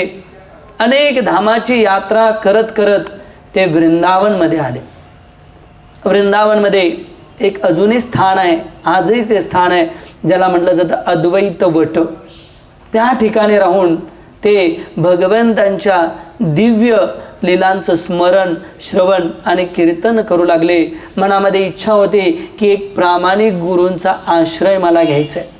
परंतु भगवंत स्वतः भगवंत आणि भगवंताचे निस्सीम भक्त रूपामध्ये आल्यामुळे त्यांना एक स्वप्न पडलं आणि त्या स्वप्नामध्ये तिथेच जवळ असलेल्या वनामध्ये, जिथे केळीचे वन होते, त्या ठिकाणी साक्षात राधा मदन मोहन त्यांच्या स्वप्नामध्ये आले आणि त्यांना म्हणाले की मी यवनांच्या आक्रमणामुळे या ठिकाणी मला गाडून ठेवण्यात आलेला आहे, आज मला त्यातून बाहेर काढ. आणि मग अद्वैताचार्य त्यावेळी ते कमलाक्ष होते, अनेक व्रजवासियांच्या मदतीने तिथे पोहोचले, त्यांचं खनन केलं आणि खनन केल्यानंतर त्यातून श्री श्री राधा मदन मोहन जे वृंदावनातले आराध्य भगवान आहेत, सर्वात जुने भगवंत आहेत, ते त्या मातीतून बाहेर आलेले आहेत आणि त्यांची स्थापना ही अद्वैताचार्याने केली. खरं तर आताचं जे मंदिर आहे ते सनातन गोस्वामींनी बनवलेलं आहे, परंतु अद्वैताचार्याने कमलाक्षने ते विग्रह त्यावेळी मथुरेमध्ये राहणाऱ्या चौबे यांच्या हस्ते केले, त्यांच्या हाती दिले आणि त्यांना सांगितलं की तुम्ही यांची काळजी घ्या. आणि त्यावेळी मदन मोहनजीने सांगितलं की मला मदन मोहन म्हणू नका, तर मला मदन गोपाल म्हणा. आणि म्हणून मदन गोपाल हे मथुरेमध्ये चौबेंच्या घरी राहू लागले, खेळू लागले, नित्यलीला करू लागले आणि त्यानंतर ते सनातन गोस्वामींच्या स्वाधीन झाले. तर अद्वैताचार्यांनी मदन गोपालजींची खोज केली आणि मग ते वेगवेगळ्या ठिकाणी भ्रमण करत पुन्हा या नवदीप धामी आले. आणि ज्यावेळी नवदीप धामी आले त्यावेळी अयाचित वृत्ती असलेले, इतकंच नव्हे त्यांच्यासाठी साक्षात गोपीनाथांनी खीर चोरी केली. ते माधवेंद्रपुरी या नवदीप धामामध्ये विचरण करत होते. माधवेंद्रपुरी हे निस्सिम भक्त, जोपर्यंत त्यांना कोणी खायला देणार नाही, अजागर वृत्ती, अयाचित वृत्ती, म्हणजे जोपर्यंत त्यांना कोणी देणार नाही तोपर्यंत ते खाणार नाहीत, अशा वृत्तीचे, भगवंताच्या 24 तास भगवंतांच्या लीलामध्ये स्मरण करणारे, चिंतन करणारे, ज्यावेळी कमलाक्षने त्यांच्या हृदयामध्ये जे प्रेम आहे, हृदय द्रवित करणारं प्रेम पाहिलं, कृष्ण प्रेम पाहिलं, त्यावेळी त्यांनी निश्चित केलं की हेच माझे गुरु असतील. आणि मग अद्वैताचार्यांनी कमलाक्षणी त्यांच्याकडून दीक्षा घेतली आणि दीक्षा घेतल्यानंतर त्यांचं नाव झालं अद्वैत आचार्य. अद्वैत आचार्य या जो अर्थ आहे त्याचा फार मोठा अर्थ आहे. अद्वैत आचार्य, अद्वैत या शब्दाचा अर्थ आहे की ते भगवंताहून भिन्न नाहीत. अद्वैत भगवंतापेक्षा भिन्न नाहीत. आणि आचार्य म्हणजे ते आपल्या आचरणावरून बद्ध जीवांना भक्ती शिकवण्यासाठी आलेले आहेत. वैष्णवेर गुरुत हे माधवेंद्रपुरी, दुई नाम मिलित हैल अजगतेर आर्य. की माधवेंद्रपुरीकडून त्यांनी दीक्षा घेतली आणि दीक्षेमध्ये त्यांना ही 2 नावं एकत्र मिळाली, अद्वैत आणि आचार्य. त्याच्यामध्ये 2 अर्थ दडलेला आहे असं वृंदावनदास ठाकूर शास्त्रामध्ये, चैतन्य भागवतमध्ये वर्णन करतात. आणि मग गुरूंना आदर देऊन त्यांच्या हृदयामध्ये देखील गुरुप्रमाणेच भक्ती उदित होऊ लागली. सभय पुंसा परो धर्म यतो भक्तिरदोक्ष, जे अहेतुकी अप्रतिहता. भक्तीचा उद्देश काय? अहेतुकी अप्रतिहता. ही निस्सिम भक्ती त्यांनी माधवेंद्रपुरींच्या हृदयामध्ये पाहिली आणि त्याच हृदयाचं, त्याच भक्तीचं बीज माधवेंद्र अद्वैताचार्यांच्या हृदयामध्ये जोपासू लागलं. त्यावेळीची परिस्थिती अत्यंत भयानक होती. वेगवेगळ्या प्रकारचे अनेक संप्रदाय होते. आवला, बावला, करतार, भाजा, सहजिया, नास्तिकवाद. कृष्णराज कविराज गोस्वामी चैतन्य चरितामृत आणि वृंदावनदास ठाकूर चैतन्य भागवतमध्ये वर्णन करतात. इतकी बिकट अवस्था वैष्णवांची होती, त्यामुळे वैष्णव संप्रदाय स्थापन केला. एक वैष्णव समाजाची स्थापना अद्वैताचार्यांनी सुरुवातीच्या काळामध्ये केली. काही निवडक भक्तांना घेऊन, श्रीवास, शुक्लांबर, मुरारी, विश्वरूप, गंगादास पंडित, चंद्रशेखर आचार्य अशा कमी लोकांना घेऊन अद्वैताचार्यांनी वैष्णव समाजाची स्थापना केली. आणि अद्वैत आचार्य हे स्वतः एक ब्राह्मण परिवारामध्ये अवतरले असल्यामुळे ब्राह्मण समाजाचे श्रेष्ठत्व त्यांच्याकडे होते. ब्राह्मण समाजाचे मुख्य ते होते. आणि मग इथे अनेक घटना आता अद्वैताचार्यांबरोबर घडू लागल्या. अद्वैताचार्यांचे नित्य संगी होते नामाचार्य शील हरिदास ठाकूर. यानंतर आपण त्यांच्या स्थानी जाणार आहोत, जे रोज 3 लाख नाम जप करायचे, 192 माळा. असे नामाचार्य हरिदास ठाकूर नित्य इथे येत. आणि मग अद्वैताचार्य आणि हरिदास ठाकूर नित्य भगवंताच्या कथा आणि कीर्तनामध्ये रममाण होत. त्यांच्या हृदयामध्ये प्रेम अश्रू वाहत, त्यांच्या शरीरामध्ये दिव्य 8 प्रकारचे विकार, घाम येणं, बेशुद्ध होणं, रोमांच येणं, नयनामधून अश्रुधारा येणं, मुख जे आहे ते स्पष्ट उच्चारण न होणं, बेशुद्ध होणं, अशा 8 सात्विक विकार त्यांच्यामध्ये नित्य नियमाने आहेत. आणि हेच आहे भक्तीचं तारतम्य. प्रेम पुमार्थ महान हा 5वा नाही, 4 पुरुषार्थ आहेत, धर्म, अर्थ, काम आणि मोक्ष. परंतु 5वा पुरुषार्थ चैतन्य महाप्रभूंनी आपल्याला दिलेला आहे, प्रेम पुमार्थ महान, भगवंतावरती निस्सीम प्रेम, त्या प्रेमाचा अनुभव इथे सगळे भक्त करत होते. जोरदार कीर्तन होत, कृष्ण प्रेमामध्ये सगळे तल्लीन होत. श्रद्धा जितकी होती भगवंताच्या नामावरती, आम्हाला ती श्रद्धा वाढवली पाहिजे. म्हणून इथे येण्याचा एक उद्देश, आपली जी श्रद्धा आहे नामावरती ती विकसित झाली पाहिजे. कलियुगाच्या प्रभावाने, मोबाईलच्या प्रभावाने, इंटरनेटच्या प्रभावाने जपाला आम्ही कधी करतो? त्यावेळी गरज वाटते त्यावेळी, नाही. जपावर श्रद्धा विकसित करण्याचं स्थान मायापूर आहे. आणि मग इथे एक सुंदर घटना झाली की वैष्णव किती महत्त्वाचा असतो. झालं असं की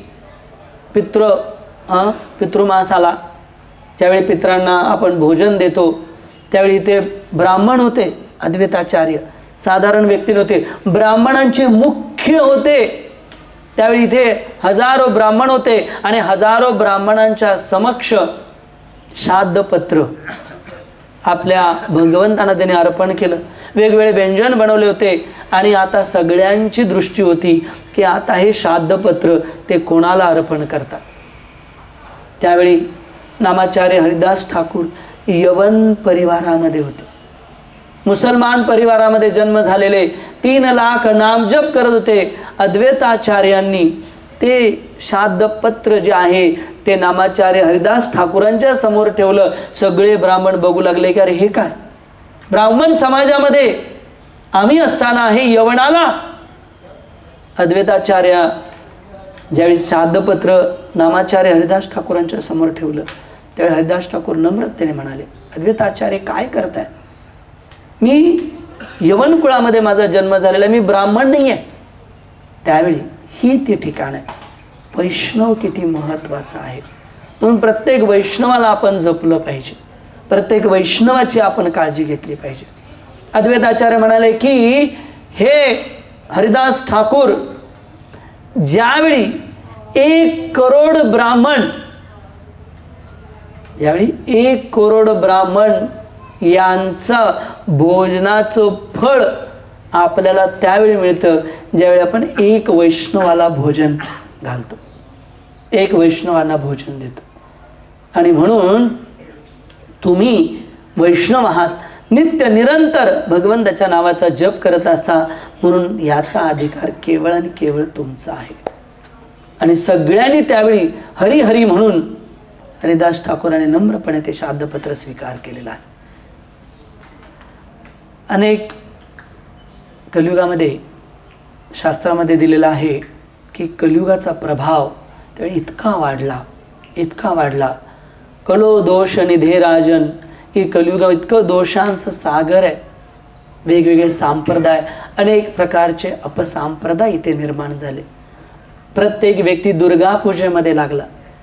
दुर्गा पूजा करत असताना तो रात्रंदिवस त्यांचे गीत गाऊ लागला आणि मदिरा आणि मांस याचं तो सेवन करू लागला. अद्वैताचार्याने पाहिलं की अरे, जो जन्म भगवत भक्तीसाठी मिळालेला आहे ते लोक अशा प्रकारे इंद्रिय तृप्तीमध्ये घातलेला आहे.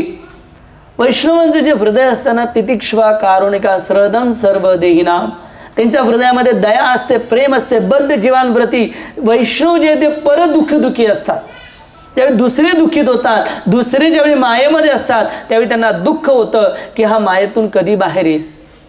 आणि म्हणून त्यांनी ती तळमळ बघून ठरवलं की मी भगवंतांना या भूतलावर बोलवणार, कारण भगवंतच या बद्ध जीवांचा उद्धार करू शकतात, अन्य कोणाची शक्ती नाही आहे. आणि म्हणून अद्वैताचार्यांनी जे आहे प्रार्थना सुरू केल्या, या अंधारयुक्त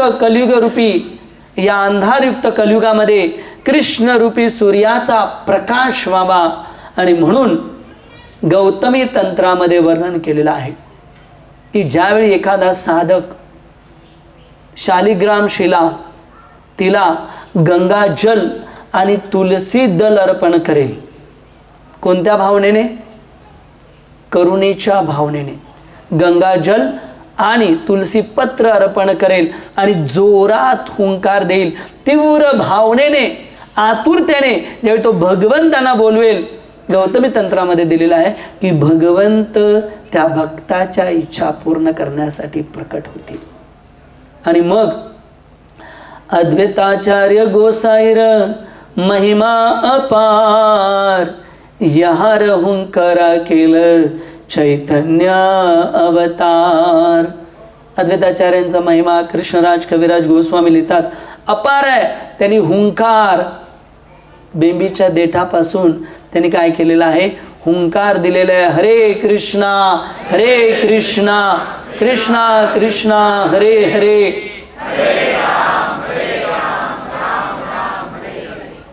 मला वाटतं ओंकार याच्यापेक्षाही मोठा असतो.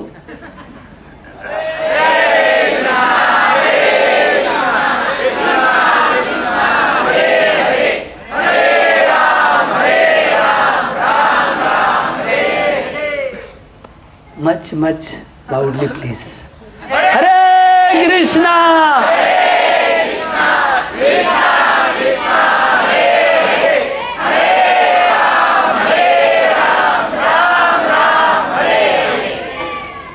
धन्यवाद. हुंकार, या हुंकाराने त्यांनी भगवंतांना बोलवलं कृतज्ञतेच्या भावनेने, आणि या भावनेमध्ये भगवंत स्वतः भूतलावरती अवतीर्ण झाले. आपण परवा त्या ठिकाणी जाणार आहोत, ज्या ठिकाणी साक्षात प्रजेंद्रनंदन सचिसूत जिथे अवतीर्ण झाले त्या योगपीठावर आपण जाणार आहोत. अद्वैताचार्यांनी 2 घरं अद्वैताचार्यांची होती. एक होतं शांतीपूरमध्ये आणि दुसरं होतं नवदीपमध्ये. नवदीपमध्ये राहत होते. आणि मग नवदीपमध्ये राहत असताना चैतन्य महाप्रभूंचे निमाईचे मोठे भाऊ विश्वरूप हे नेहमी अद्वैताचार्य वैष्णव असल्यामुळे दिवस रात्र ते भजन आणि कीर्तन करत, दिवस रात्र कथा आणि कीर्तनामध्ये त्यांचा दिवस जात. तर विश्वरूपाला लहानपणापासून या भौतिक जगाबद्दल आसक्ती नव्हती, वैराग्य होते ते, आणि म्हणून ते नेहमी अद्वैताचार्यांच्या संघामध्ये जात, त्यांच्या भजन कीर्तनामध्ये आनंद करत. एकदा सची माता यांनी पाहिलं की विश्वरूप सकाळी गेलेला आहे, अजून आलेला नाही आहे. त्यावेळी प्रथमतः निमाईला आईने सांगितलं की, सची मातेने सांगितलं की जा आणि विश्वरूपाला घेऊन ये. त्यावेळी अद्वैताचार्य कीर्तन करत होते, भजन करत होते, सगळ्या भक्तांबरोबर नृत्य करत असताना तिथे छोटेसे 4 वर्षाचे निमाई तिथे पोहोचले. आणि निमाईला बघताच अद्वैताचार्यांच्या लक्षात आलं की अरे, हे बालक काही साधारण नाही. हे बालक जे त्रिभुवनांना मंगल करणारं हे बालक आहे. भगवंताचं हास्य, भगवंताची शरीरकांती, त्यांचे हात जे गुडघ्यापासून लांब होते, त्यांचे डोळे नाक कमळाप्रमाणे, हे पाहिल्यानंतर अद्वैताचार्यांच्या लक्षात आलं की मी ज्यासाठी प्रार्थना केली होती, ज्यासाठी मी हुंकार केला होता, ते भगवंत प्रकट झालेले आहेत, हे त्यांच्या लक्षात आलं. पहिली भेट अद्वैताचार्यांची. आणि मग फार सुंदर घटना आहेत त्यांचा खोडकरपणा निमाईचा, आणि कशा प्रकारे त्यांनी नवदीपमध्ये लीला केल्या. परंतु निमाईने स्वतःला लवकर प्रदर्शित केलं नाही की ते भगवंत आहेत, हरिनामाचा प्रचारासाठी आलेले आहेत. त्यांनी प्रदर्शित केलेलं नाही आहे. अनेक वर्ष उलट वैष्णव बघितले की ते वैष्णवांच्या चुका काढत, वैष्णवांना दोष देत निमाई. त्यामुळे कोणतेही वैष्णव त्यांच्यापासून दूर राहण्याचा प्रयत्न करत, परंतु हृदयातून ते प्रार्थना करत होते की एक दिवशी हा निमाई जो आहे तो भगवंताचा भक्त हो. प्रार्थना करत होते सर्वजण. झालं असं एकदा की ईश्वरपुरी जे माधवेंद्रपुरींचे शिष्य आहेत, अद्वैताचार्यांचे गुरुबंधू आहेत, ते एकदा नवदीपमध्ये आले.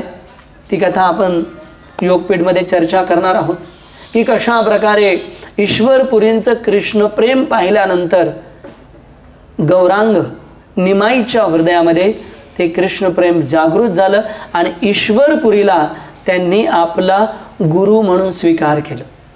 ज्यावेळी गुरु म्हणून स्वीकार केल्यानंतर ते या हरे कृष्ण आंदोलनामध्ये सहभागी झाले आणि ते देखील वैष्णव होऊन निमाई आता हरिनामाचा प्रचार करू लागले. ते देखील वैष्णव झाले. तोपर्यंत कुणालाही माहिती नव्हतं की हेच निमाय, हेच साक्षात भगवंत आहेत. अद्वैताचार्य जे आहेत ते शांतीपूरमध्ये होते आणि निमाई म्हणजेच गौरांगांना दाखवायचं होतं की अद्वैताचार्यांना म्हणा तोपर्यंत अद्वैताचार्य नित्य नियमाने तुलसी दल आणि गंगाजल शालिग्राम शिलेला वाहत होते. कारण त्यांना अजून माहिती नव्हतं, जाणलं होतं परंतु जाणलं होतं की भगवंत आहेत, परंतु भगवंताने अजून प्रकट केलं नव्हतं की मी भगवंत आहे. आणि मग एके दिवशी गदाधर पंडित आणि साक्षात निमाई इथे आले. त्यावेळी अद्वैताचार्य तुलसीदल गंगाजल वाहत होते आणि हुंकार करत होते की भगवंत अवतरित व्हा, भगवंत अवतरित व्हा. त्यावेळी भगवंतांनी सांगितलं गदाधर पंडितांना की ते ज्यांना बोलवत आहेत तो मीच आहे. अद्वैताचार्यांना नाही सांगितलं बरं, गदाधर पंडितांना सांगितलं की जे त्यांना बोलवत आहेत ते मीच आहे. आणि असं म्हणून जोरजोराने गदाधर पंडितांनी ज्यावेळी ऐकलं त्यावेळी ते ऐकून बेहोश झाले. पुन्हा उठले, पुन्हा कीर्तन सुरू झालं आणि अशा प्रकारे पहिल्यांदा गौरांग महापुरुने सांगितलं या ठिकाणी की मी भगवंत आहेत. परंतु अद्वैताचार्यांना अजूनही खात्री नव्हती. इकडे नवदीपमध्ये कीर्तन सुरू झालं. एकदा रमाई पंडित हे चैतन्य महापुरुंचे पार्षद आहेत, शिवास ठाकूरांचे भाऊ आहेत, त्यांना सांगितलं की तुम्ही जा शांतीपूरला आणि अद्वैताचार्यांना सांगा की तुम्ही ज्याची प्रार्थना करताय ते भगवंत साक्षात कलियुगामध्ये प्रकट झालेले आहेत आणि ते मीच आहे असं त्यांना तुम्ही जाऊन सांगा. रमाई पंडित इथे आले, अद्वैताचार्यांना सांगितलं की साक्षात व्रजेंद्र नंदन अवतरण झालेले आहेत, आता तुम्हाला प्रार्थना करण्याची गरज नाही, तुम्हाला त्यांनी बोलवलंय कीर्तनामध्ये सहभागी होण्यासाठी. अद्वैताचार्यांनी सांगितलं की शास्त्रामध्ये कुठे लिहिलेलं आहे कलियुगामध्ये भगवंत नवदीप इथे प्रकट होणार? कारण शास्त्रामध्ये तर कुठे दिलेलं नाही आहे, त्यामुळे मी भगवंत त्यांना कसं काय समजू? त्यावेळी रमाई पंडित प्रश्न पडले की आता यांना कसं समजवायचं. मग त्याने सांगितलं ठीक आहे. अद्वैताचार्य म्हणाले ठीक आहे, जर ते भगवंत असतील तर मी येतो, पण मी डायरेक्ट श्रीवास अंगणमध्ये येणार नाही. मी तिथेच एक भक्त आहेत त्या भक्तांच्या घरी मी थांबणार आहे, नंदन आचार्यांच्या घरी. आणि नंदन आचार्यांच्या घरी जाऊन तुम्ही त्यांना सांगायचं नाही की मी इथे आलेलो आहे. जर ते भगवंत असतील तर मला शोधतील आणि माझ्यापर्यंत कीर्तन करत येतील आणि तरच मी मानेन की हे साक्षात भगवंत आहेत. आणि झालं असंच. अद्वैताचार्य इथून गेले, नंदनाचार्यांच्या घरी थांबले. तिथे श्रीवास अंगणामध्ये जोरदार कीर्तन होऊ लागलं. रमाई पंडित पोहोचले आणि ज्यावेळी चैतन्य महाप्रभूने त्यांना पाहिलं भगवंत परमात्मा रूपाने आहेत. रमाई पंडितांना म्हणाले मला माहिती आहे अद्वैताचार्य कुठे आहेत. आणि ते कीर्तन करत करत नंदनाचार्यांच्या घरी गेले आणि रमाई पंडितांनी अद्वैताचार्यांना सांगितलं मी यांना काहीच सांगितलं नाही बरं का, हे साक्षात आलेले आहेत. आणि मग दिव्य कीर्तन तिथे झालं आणि त्यावेळी अद्वैताचार्यांनी जाणलं की हे कोणी नाही, साक्षात भगवंत आहेत. आणि मग ते भगवंताप्रमाणे जे आहेत भगवंताप्रमाणे त्यांची पूजा अर्चना सेवा करू लागले. परंतु समस्या ही होती की अद्वैताचार्य हे माधवेंद्रपुरींचे शिष्य होते आणि ईश्वरपुरी देखील माधवेंद्रपुरींचे शिष्य होते. म्हणजे माधवेंद्रपुरी आणि ईश्वरपुरी हे गुरुबंधू झाले आणि ईश्वरपुरीचे शिष्य चैतन्य महाप्रभू म्हणजेच निमाई. त्यामुळे आपल्या गुरु इतकाच आदर ते माधवेंद्रपुरींचा करायचे. माधवेंद्रपुरींना ते कधी दास समजत नसत, ते कधी त्यांना सेवक समजत नसत. नेहमी त्यांचा आदरातिथ्य करे, नेहमी त्यांना बसण्यासाठी आसन देत. इतकंच काय, चैतन्य महाप्रभूंनी अनेक आदेश आपल्या शिष्यांना दिले. नित्यानंद प्रभूंना आदेश दिला घरोघरी जाऊन प्रचार करा, हरिदास ठाकूरांना आदेश दिला, षड गोस्वामींना आदेश दिला. परंतु अद्वैताचार्यांना त्यांनी कधी आदेशच दिला नाही. त्यामुळे अद्वैताचार्य नेहमी चिंतेत असायचे की भगवंत माझा सेवक म्हणून का स्वीकार करत नाही. कारण मनुष्य जीवनाचा उद्देशच आहे गोपी भरत पदकमलियो दास दास दासानुदास. आणि मला भगवंताने जर दास म्हणून स्वीकार केलं नाही तर माझा काय उपयोग? आणि म्हणून खरं तर जीवनाचा उद्देश हाच. भक्तिविनोद ठाकूर फार सुंदर एका भजनामध्ये लिहितात, तुम्ही तो ठाकूर तुम्हार कुकुर बोलिया जान हो मोरे, सर्वस्व तोमार चरणे संपिया पडेची तोमार घरे. की मी तुमच्या घरचा कुत्रा आहे. वास्तविकता ही भावना काय आहे? मी तुमचा सेवक आहे भगवंता. तर ही भावना उदित करणं हेच आपल्या मनुष्य जीवनाचं रहस्य आहे. हेच अद्वैताचार्य. आचार्य म्हणजे जे आपल्याला भावनेतून त्यांच्या आचरणामधून शिकवतायत. ते शिकवतायत की मी दास आहे या भावनेला प्राप्त करणं. आणि म्हणून अद्वैताचार्य नाराज होते की भगवंत मला दास भावनेत स्वीकारत नाहीयेत. हरिदास ठाकूरांना स्वीकारलं, नित्यानंद प्रभूंना स्वीकारलं, अनेक पार्षदांना स्वीकारलं, आणि मग पुन्हा ते शांतीपूरला आले. आणि शांतीपूरला येऊन त्यांनी एक योजना आखली. ती योजना अशी होती की मी सेवक म्हणून भगवंत जोपर्यंत स्वीकार करणार नाहीत तोपर्यंत मी नवदीपला जाणार नाही, आणि त्यांना मी काही केलं तरी सेवक म्हणून माझा स्वीकार करायलाच लावेल. आणि म्हणून अद्वैताचार्याने एक विशेष कल्पना केली. हरिदास ठाकूर इथंच होते त्यावेळी. त्यांनी शास्त्रामध्ये दिलेला आहे योग वशिष्ठ. म्हणजे भगवंत हे साकार नाही आहेत, तर भगवंत हे निराकार आहेत. अशी शास्त्रामधली जी काही गुह्य कल्पना आहे ते अद्वैताचार्याने योग वशिष्ठ, भगवंत निराकार आहेत, भगवंतांना आकार नाही, भगवंतांना रूप नाही आहे, भगवंतांना गंध नाही आहे, असा प्रचार अद्वैताचार्याने शांतीपूरमध्ये सुरू केला. बघा, ज्याच्यामुळे भगवंत आले, साक्षात भगवंताचं दर्शन त्यांना झालेलं आहे, ते अद्वैताचार्य काय प्रार्थना करतायत, काय योजना आखली की भगवंत आकार नाही. मग अनेक विद्वानांनी त्यांना विचारलं की ते म्हणे कसं आहे, निराकारवाद काय आहे की जसं आरसा आहे आणि आरशामध्ये आपण आपली प्रतिमा पाहतो नाही, परंतु ती प्रतिमा पाहण्यासाठी कशाची आवश्यकता आहे? आपल्याला डोळ्यांची आवश्यकता आहे. आणि डोळे काय आहेत? ज्ञान आहेत. आणि वास्तविक ज्ञान काय आहे की जर हे डोळे नसतील तर आपण भगवंतांना बघू शकतो का किंवा आरशामधली प्रतिमा बघू शकतो का?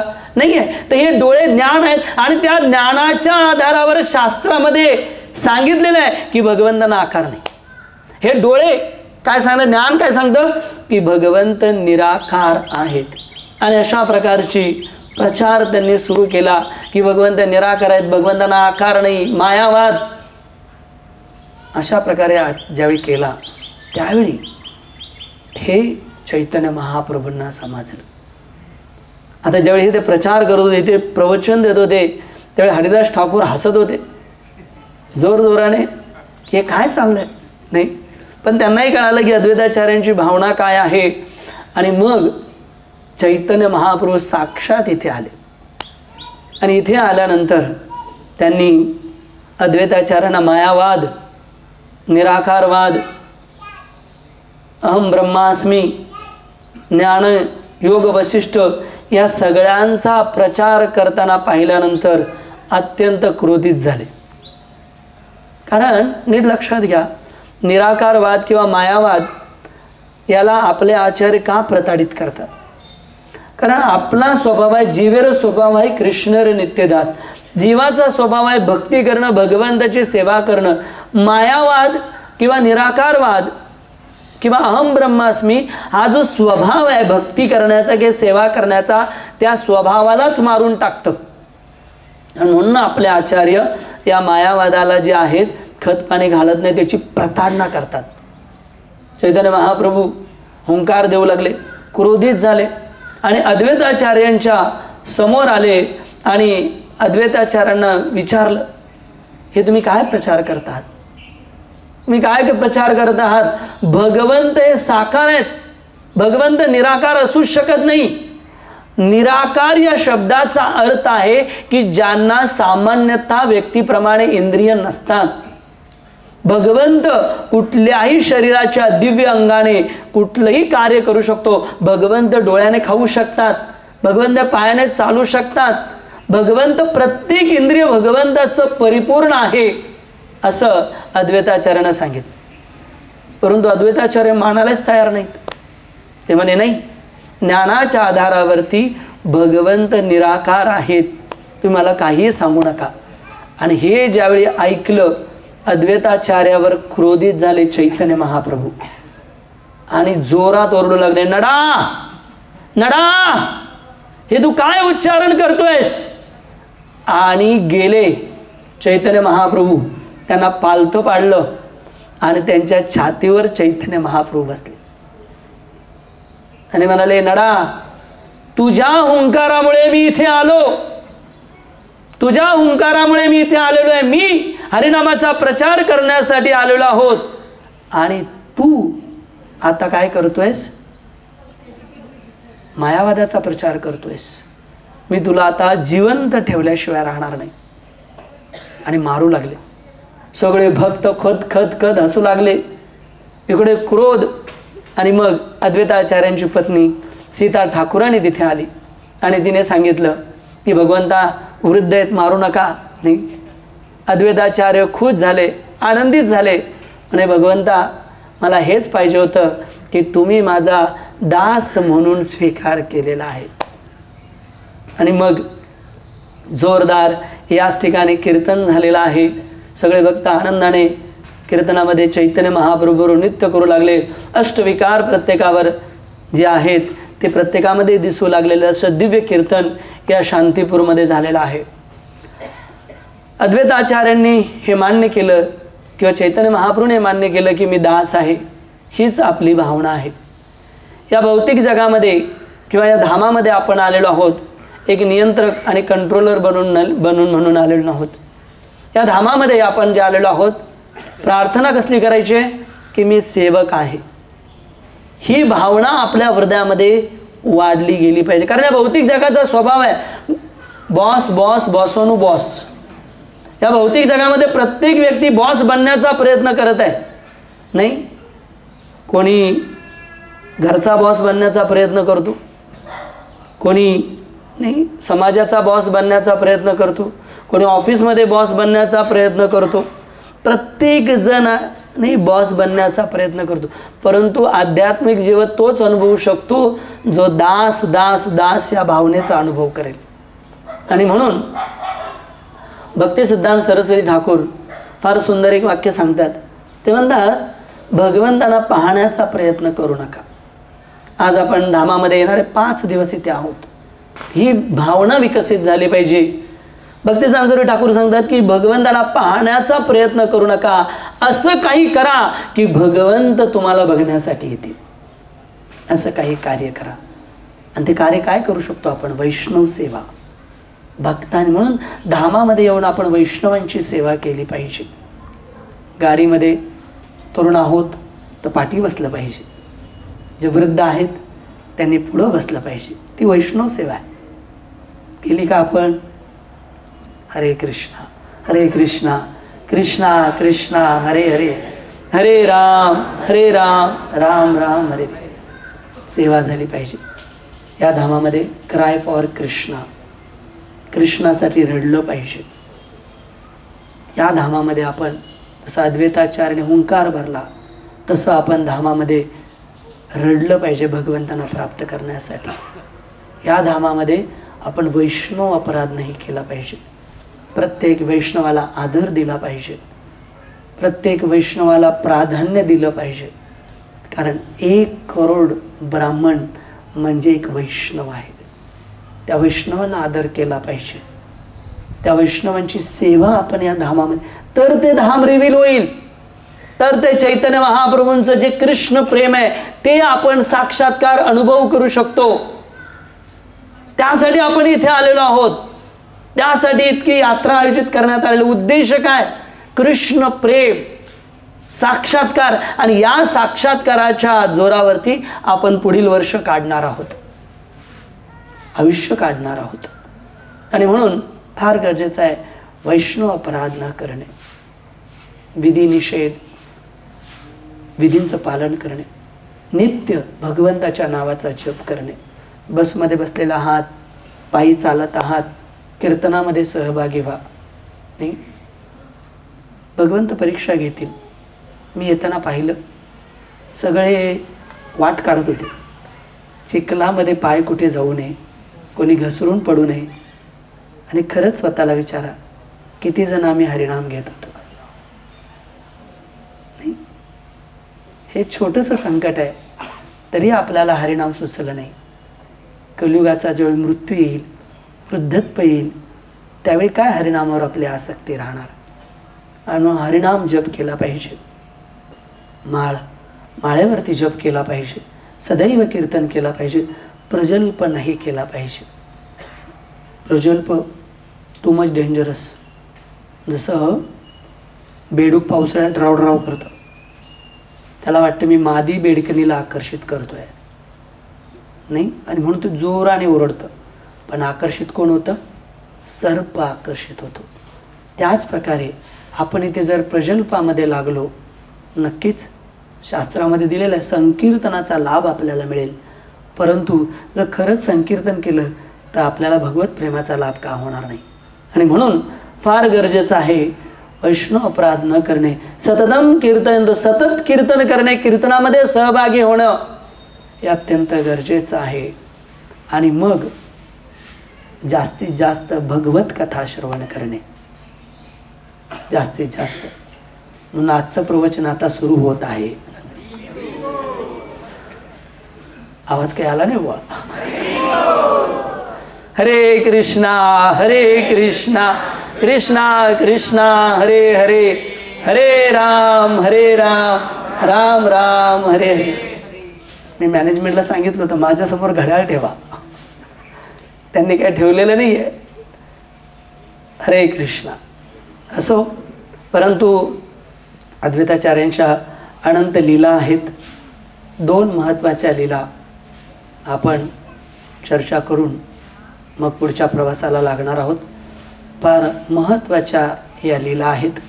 कशा प्रकारे जर आपल्या हृदयामध्ये भगवंतांना संतुष्ट करण्याची इच्छा असेल, ददामी बुद्धियोगम तम येन माम उपयंती, ते भगवंत त्याला बुद्धी देतात आणि त्या सर्व उपाययोजना भगवंत करतात.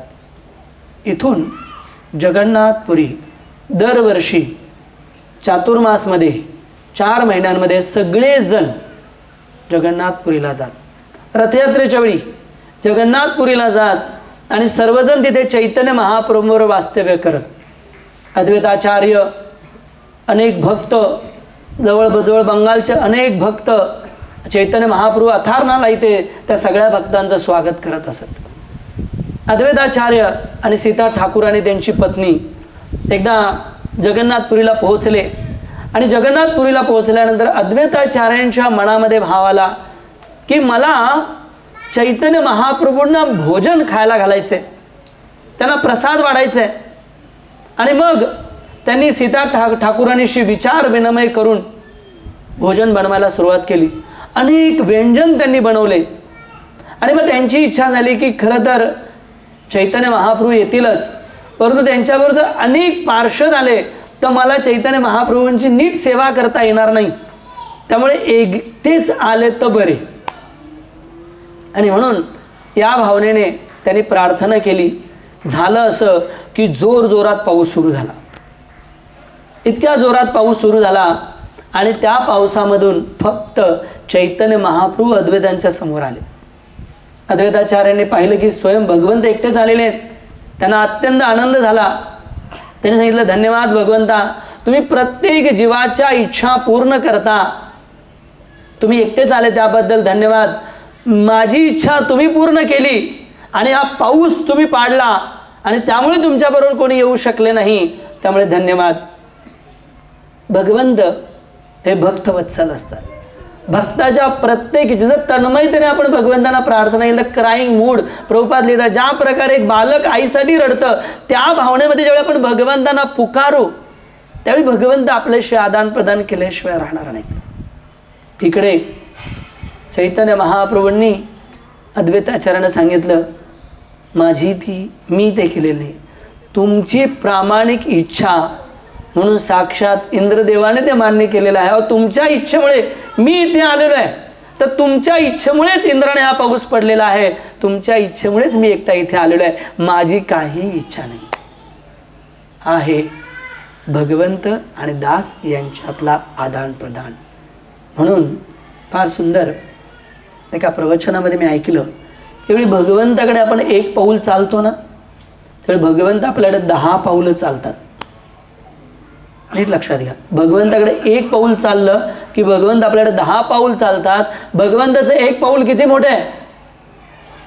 बली महाराजांच्या लीलेमध्ये वामनदेवाने एका पाऊलामध्ये ब्रह्मांड मापलेलं आहे. तर इतकं भगवंताचं मोठं पाऊल आहे. फक्त आपल्याला एक पाऊल भगवंताकडे चालायचं आणि ते पाऊल आहे भगवंताची गंभीर, प्रामाणिक आणि अहेतुकी भक्ती. आणि मग अद्वैताचार्यानं चैतन्य महाप्रभूंना भोजन, वेगवेगळे व्यंजन, फार सुंदर त्याचं वर्णन आहे. चैतन्य भागवतमध्ये कृष्णराज कविराज वृंदावनदास ठाकूर करतात असं नुसतं सुंदर सुंदर भोजन त्यांनी वाढलेलं आहे. आणि चैतन्य महाप्रभूंनी त्याचा ग्रहण देखील केलेला आहे. तर भगवत इच्छा बली असे, भगवंताची इच्छा बलवान असते, परंतु भक्त ज्यावेळी प्रामाणिकपणे इच्छा करतात त्यावेळी भगवंतही त्यांच्याशी आदान प्रदान करतात. याच ठिकाणी नवदीपमध्ये एक घटना घडली, आपण त्याची चर्चा तिथे गेल्यानंतर करणार आहोत. महाप्रकाश लीला. साक्षात चैतन्य महाप्रभू भगवंत आहेत हे त्यांनी त्या लीलेमध्ये श्रीवास अंगणामध्ये दाखवलं. आणि श्रीवास अंगणामध्ये प्रत्येकाच्या इच्छा ते पूर्ण करत होते. प्रत्येक भक्ताला बोलवत होते आणि त्याची जी इच्छा आहे ती पूर्ण करत होते. शास्त्रामध्ये दिलेलं आहे, भगवंताची जोरदार आरती तिथे सुरू होती. प्रत्येक जण येऊन भगवंताकडे आपली इच्छा पूर्ण मागत होता आणि भगवंत त्याची इच्छा पूर्ण करत होते. सगळ्यांच्या लक्षात आलं की या ठिकाणी भगवंत सगळ्यांच्या इच्छा पूर्ण करतायत, परंतु सची मातेला ते बोलवलं नाहीये. सची मातेला आपली कृपा देत नाहीये. त्यावेळी सगळ्या भक्तांनी विनंती केली की हे महाप्रभू, आपण सगळ्यांना कृपांचं दालन उघडलेलं आहे, परंतु सची मातेकडे आपण कृपा कटाक्ष टाकत नाहीये. ती जगत माता आहे, तिच्यावर आपण कृपा करावी, तिला आपली कृपा द्यावी. चैतन्य महाप्रभू फार महत्त्वाचा धडा आहे. चैतन्य महाप्रभू शांत झाले आणि ते म्हणाले की मी सची मातेला कृपा देणार नाही. सची माता कोणी साधारण नाही. सची माता जगत नंदिनी आहे, यशोदा आहे, देवकीचं रूप आहे. ती फार महत्त्वाचं आहे हे आपल्याला समजलं. साक्षात जगत माता आहे ती. तरी देखील चैतन्य महाप्रभू म्हटले मी तिला कृपा देणार नाही. सगळ्या वैष्णवांना दुःख झालं, आश्चर्य झालं. ते म्हटलं, विचार की ही तर तुमची माता आहे, आम्ही सगळे तिचे जीव आहोत, तुम्ही का तिला कृपा देणार नाही आहे? काय तिच्या हातून अशी चूक झाली की तुम्ही तिला कृष्ण प्रेम देणार नाही आहात? त्यावेळी चैतन्य महाप्रभूने सांगितलं की तिने अद्वैताचार्यांच्या प्रती अपराध केलेला आहे आणि म्हणून मी तिला कृपा देणार नाही. बघा, स्वयं भगवंत आपल्या आईला कृपा देत नाहीत का? बिकॉज ऑफ वैष्णव अपराध, वैष्णव निंदा. वैष्णव अपराध, वैष्णव निंदा. तिथे अद्वैताचार्यांनी ज्यावेळी ऐकलं त्यावेळी सगळ्या भक्तांनी विचारलं, सची माताने अपराध? आणि तोही अद्वैताचार्यांच्या प्रती. अद्वैताचार्य स्वतः तिथे आले. ते म्हणाले की नाही, माझ्या प्रती सची मातेने कधीच अपराध केलेला आहे, मला आठवत नाही आहे की तिने मला दुखवलेलं आहे, कधीच नाही. त्यावेळी चैतन्य महाप्रभूंनी आठवण करून दिली. आपण केलेले अपराध विसरू, आपण केलेल्या सेवा विसरू, परंतु भगवंत विसरणार नाहीत. हरि स्थाने अपराधे तारे हरि नाम, तव स्थाने अपराधे नाही परित्राण. जर हरीच्या स्थानी अपराध झाला तर भगवंत क्षमा करतील, परंतु भक्तांप्रती अपराध झाला तर भगवंत क्षमा करणार नाहीत. इकडे चैतन्य महाप्रभूने आठवण करून दिली. ज्यावेळी विश्वरूप तुमच्याकडे नेहमी येत होता आणि विश्वरूप कथा आणि कीर्तनामध्ये त्या निमग्न असायचा, सचीमाता मला नेहमी त्यांना बोलवायला पाठवायची. विश्वरूप मोठे झाले आणि त्यांच्या हृदयामध्ये वैराग्य निर्माण झालं आणि वैराग्य निर्माण झाल्यानंतर त्यांना ग्रस्त आश्रमामध्ये रुची नव्हती आणि म्हणून त्यांनी संन्यास घेतला. शंकर अरण्य नावाच्या एका संन्यासांबरोबर ते निघून गेले. ज्यावेळी त्यांनी संन्यास घेतला त्यावेळी माझं परिवार अत्यंत दुःखी झालं. कष्ट